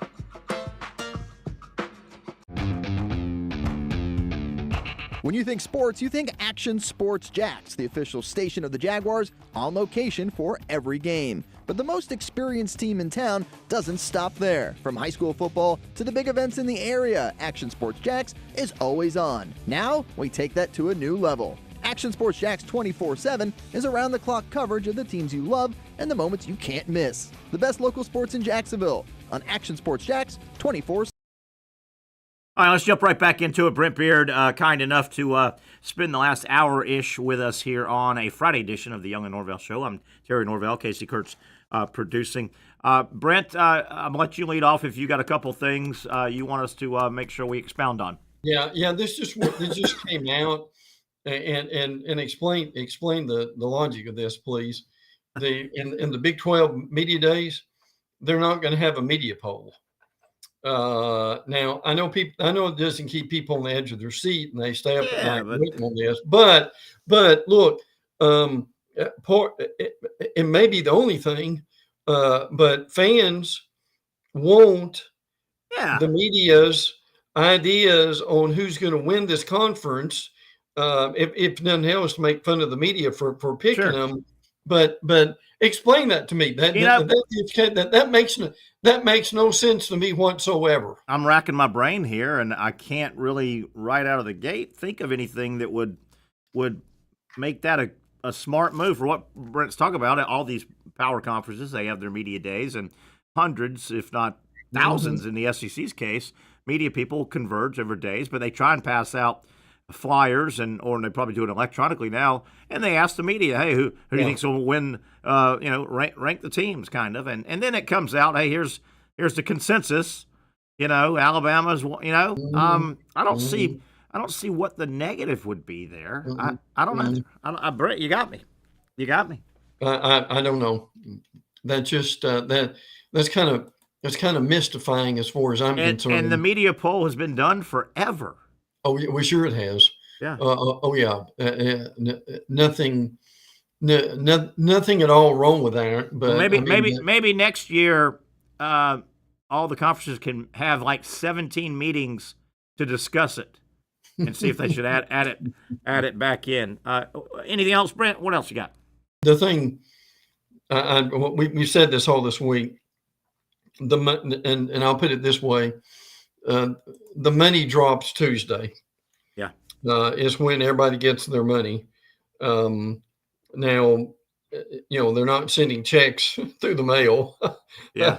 They've got electronic stuff on how to do that. And they've already got an idea on how to break it down and so forth. But we're going to see a lot of things happen after this money comes in. Now, to your point a few minutes ago, pretty much all the teams are off next week. And then after the 4th of July, everybody is back on campus, basically after the July 4th weekend. Yeah. And they really get it going at that point. Yeah, looking forward to it, because at least we'll get a little bit of advanced stories and things like that. Brent, I've got one real quick. ESPN obviously does their recruiting. I thought it was interesting. We've kind of tracked Florida State, and Miami, particularly Florida State in the last couple of weeks.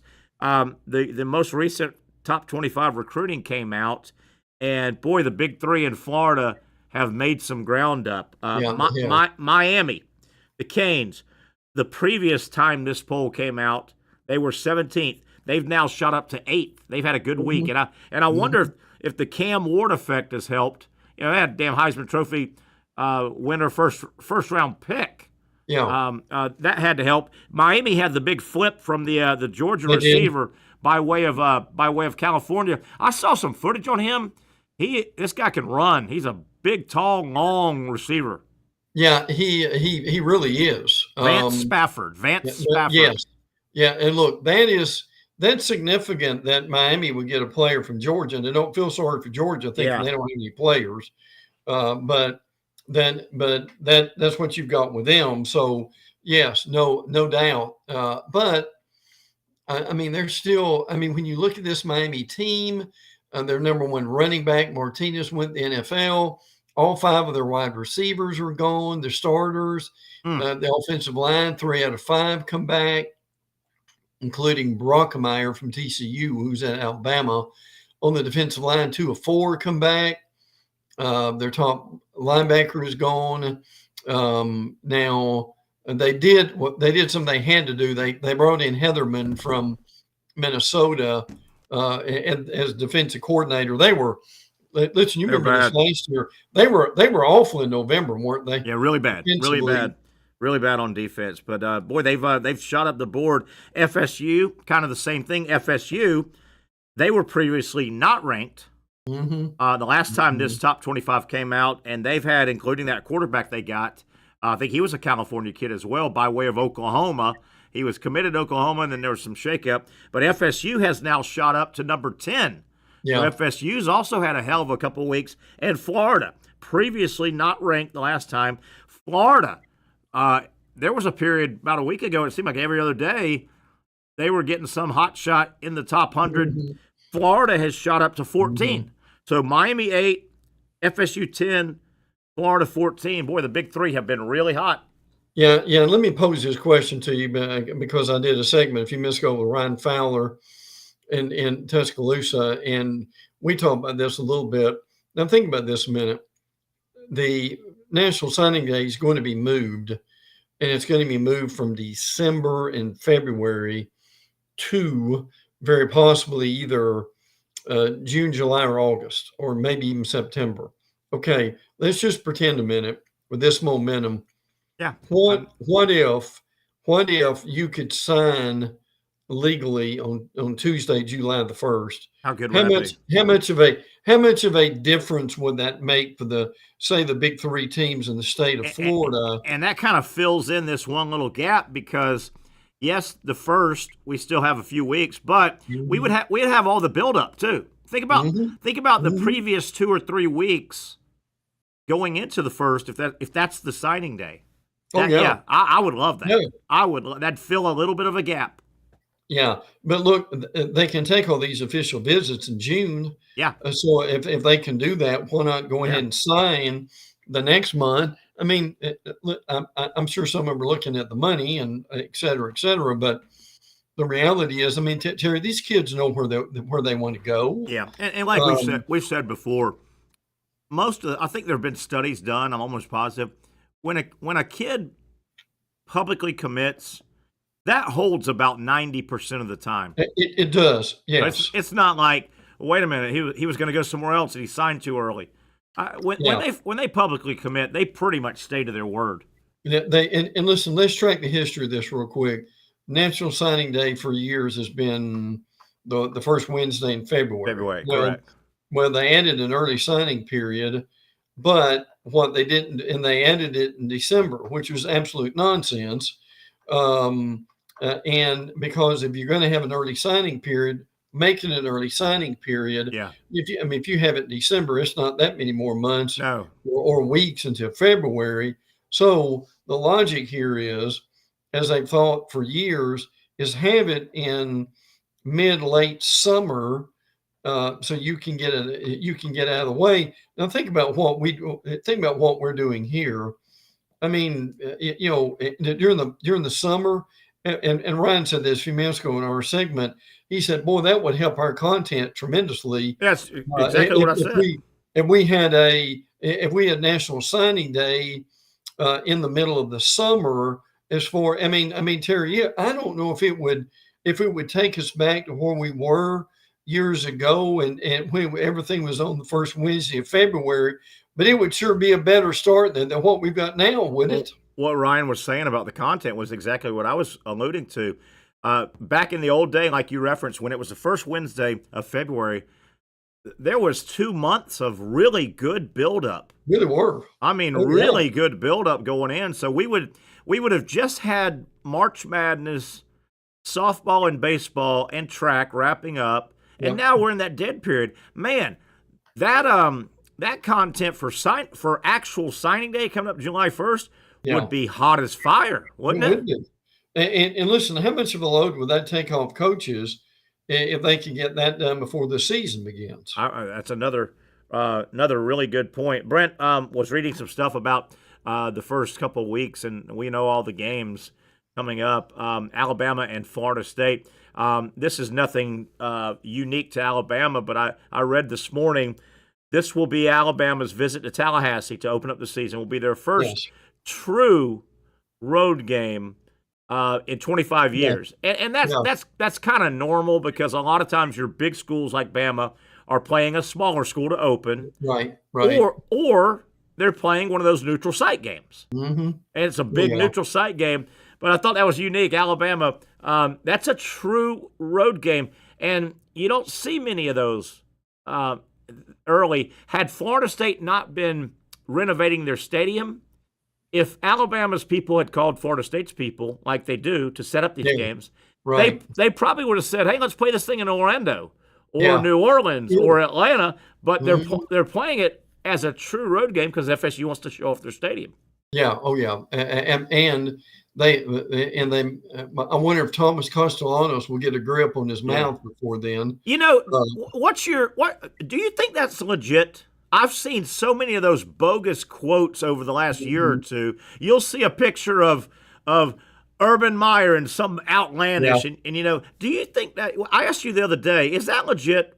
I think the only reason I think it is because he goes. You remember the rest of the quote, where he basically is talking about, and I'll find it here, but he's basically talking about how he's kind of owned the ACC. That's what makes me think it's not real. So I'm not real sure what to do with that. I mean, here's a quote. He says, "I feel like I tore the ACC up by myself," expletive deleted, "for the last 2 years, and now I'm with the squad. I hope people don't think Florida State's going to be the same team it was last year because we have weapons. People just can't sit back in zone coverage and watch me." So I guess my point here is, please tell me what he's done. I mean, but see that second part of the quote's what, and we talked about this the other day, I know, but I wanted to bring it back up. That second part of the quote,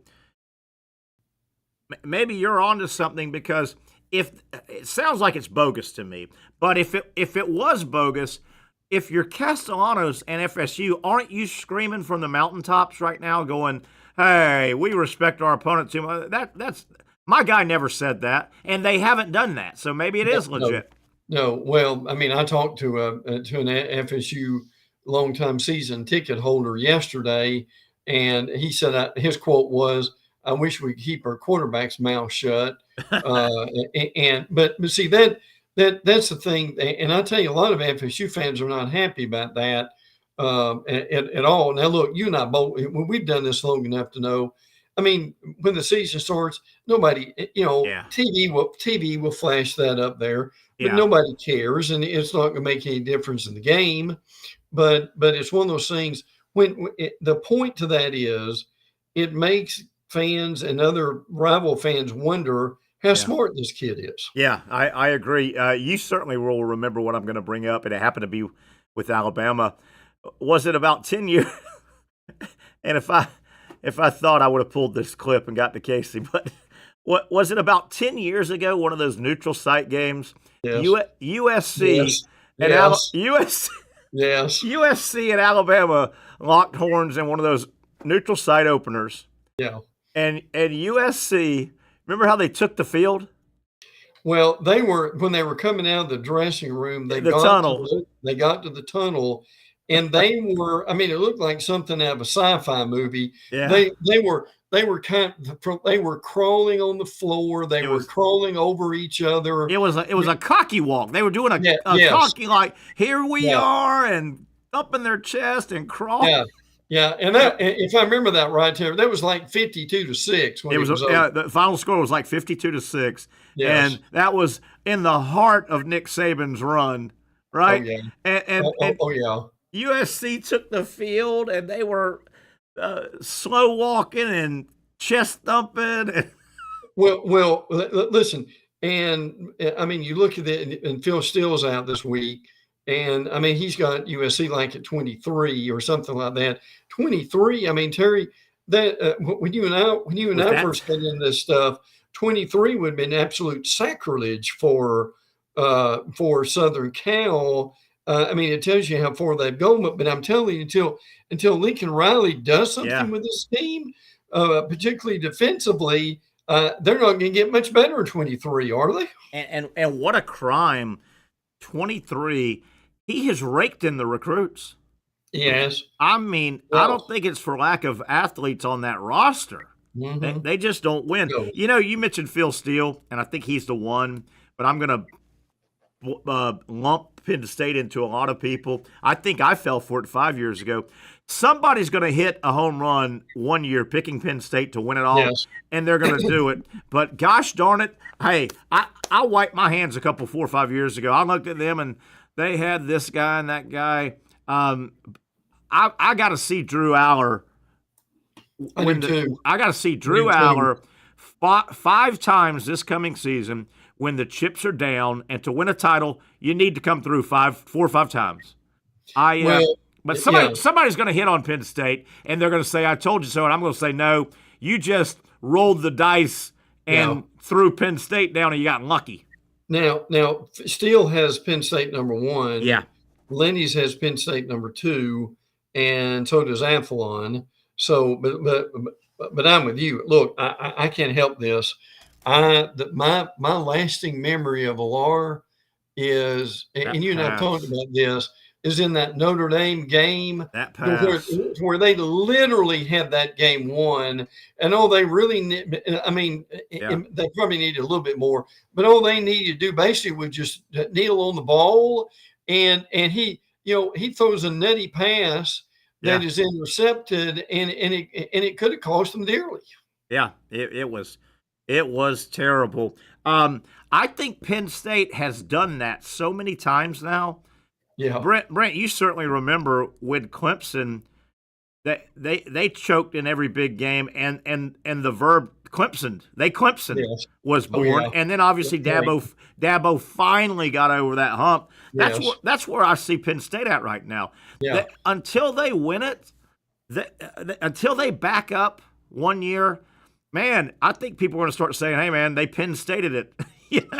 Well, and listen, one thing that people will realize when the season goes along is Penn State lost to Allen, their D coordinator, to Clemson. Yeah, and that's a blow.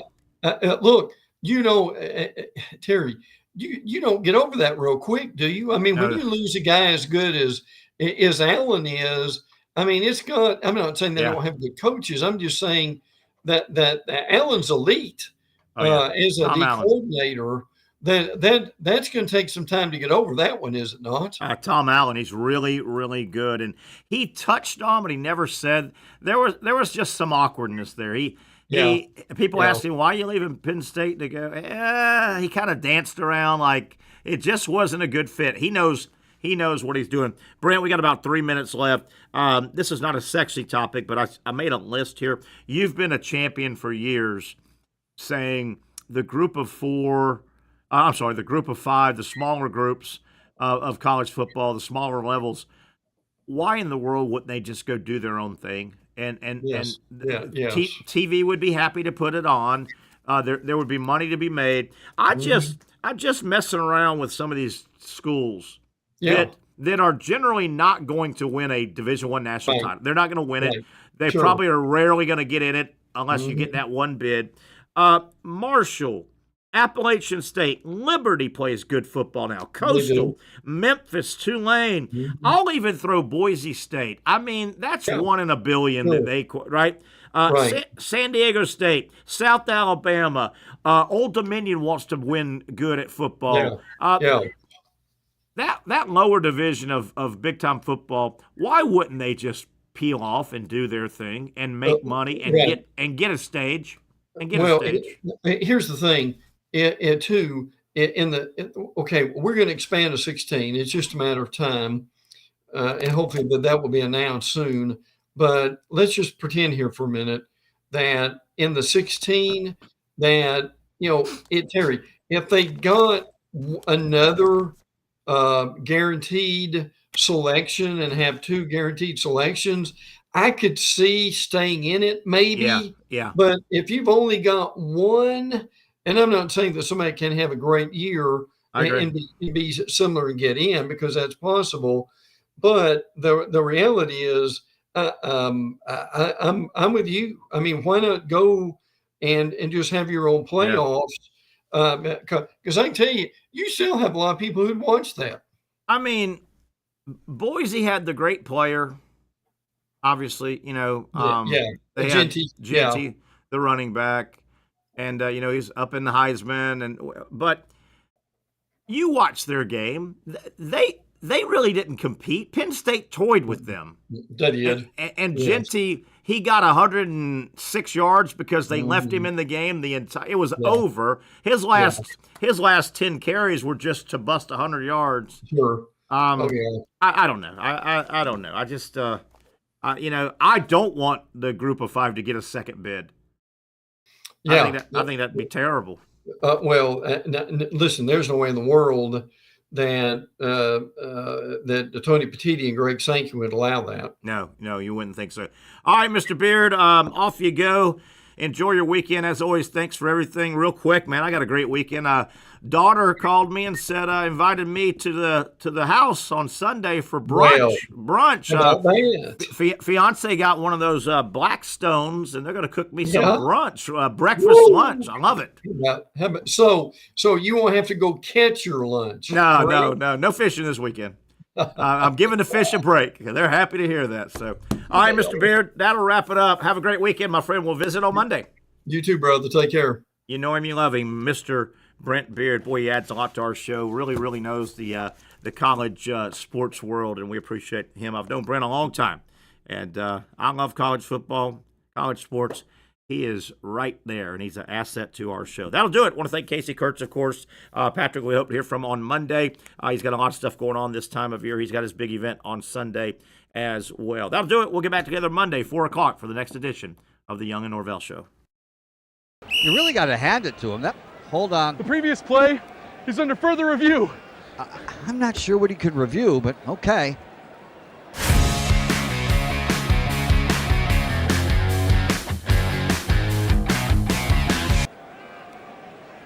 Sure has been a while. Dine in at Hurricane Grill and Wings for the football season. Well, there he is. Oh, what is that? At Southeast Orthopedic Specialists, we know pain and injuries can stop you from doing what you love. This is why our board-certified orthopedic specialists offer the latest in both non-surgical and surgical treatment options and create a treatment plan tailored to your unique lifestyle and goals. So, whether it is a sports injury or that nagging pain that's keeping you from doing what you love, our team has the right treatment for you. For more information or to schedule an appointment online, visit our website. Most of us know how to throw.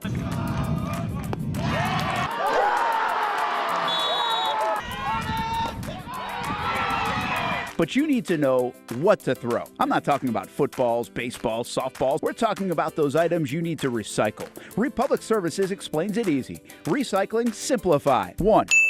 Know what to throw. When in doubt, throw it out. 2. Empty, clean, and dry those materials. It takes an extra minute, but it makes a big difference. And 3. Don't bag it. This makes the recycling process faster and more efficient. This is a look at the Republic Services North Florida Recycling Center. You can make this process even more efficient. By utilizing those 3 steps, Republic Services can help you become a better recycler in your home. Learn more at recyclingsimplified.com. Finally, a family atmosphere, kid-friendly restaurant with a real sports bar feel. Rick's Jack's Beach features all of that and a large, climate-controlled covered patio with misting fans and heaters for all seasons. Mix in an extremely diverse menu that features the most quality and affordable steak at the beach, and there's no reason not to enjoy your next lunch, dinner, happy hour, or big sporting event at Rick's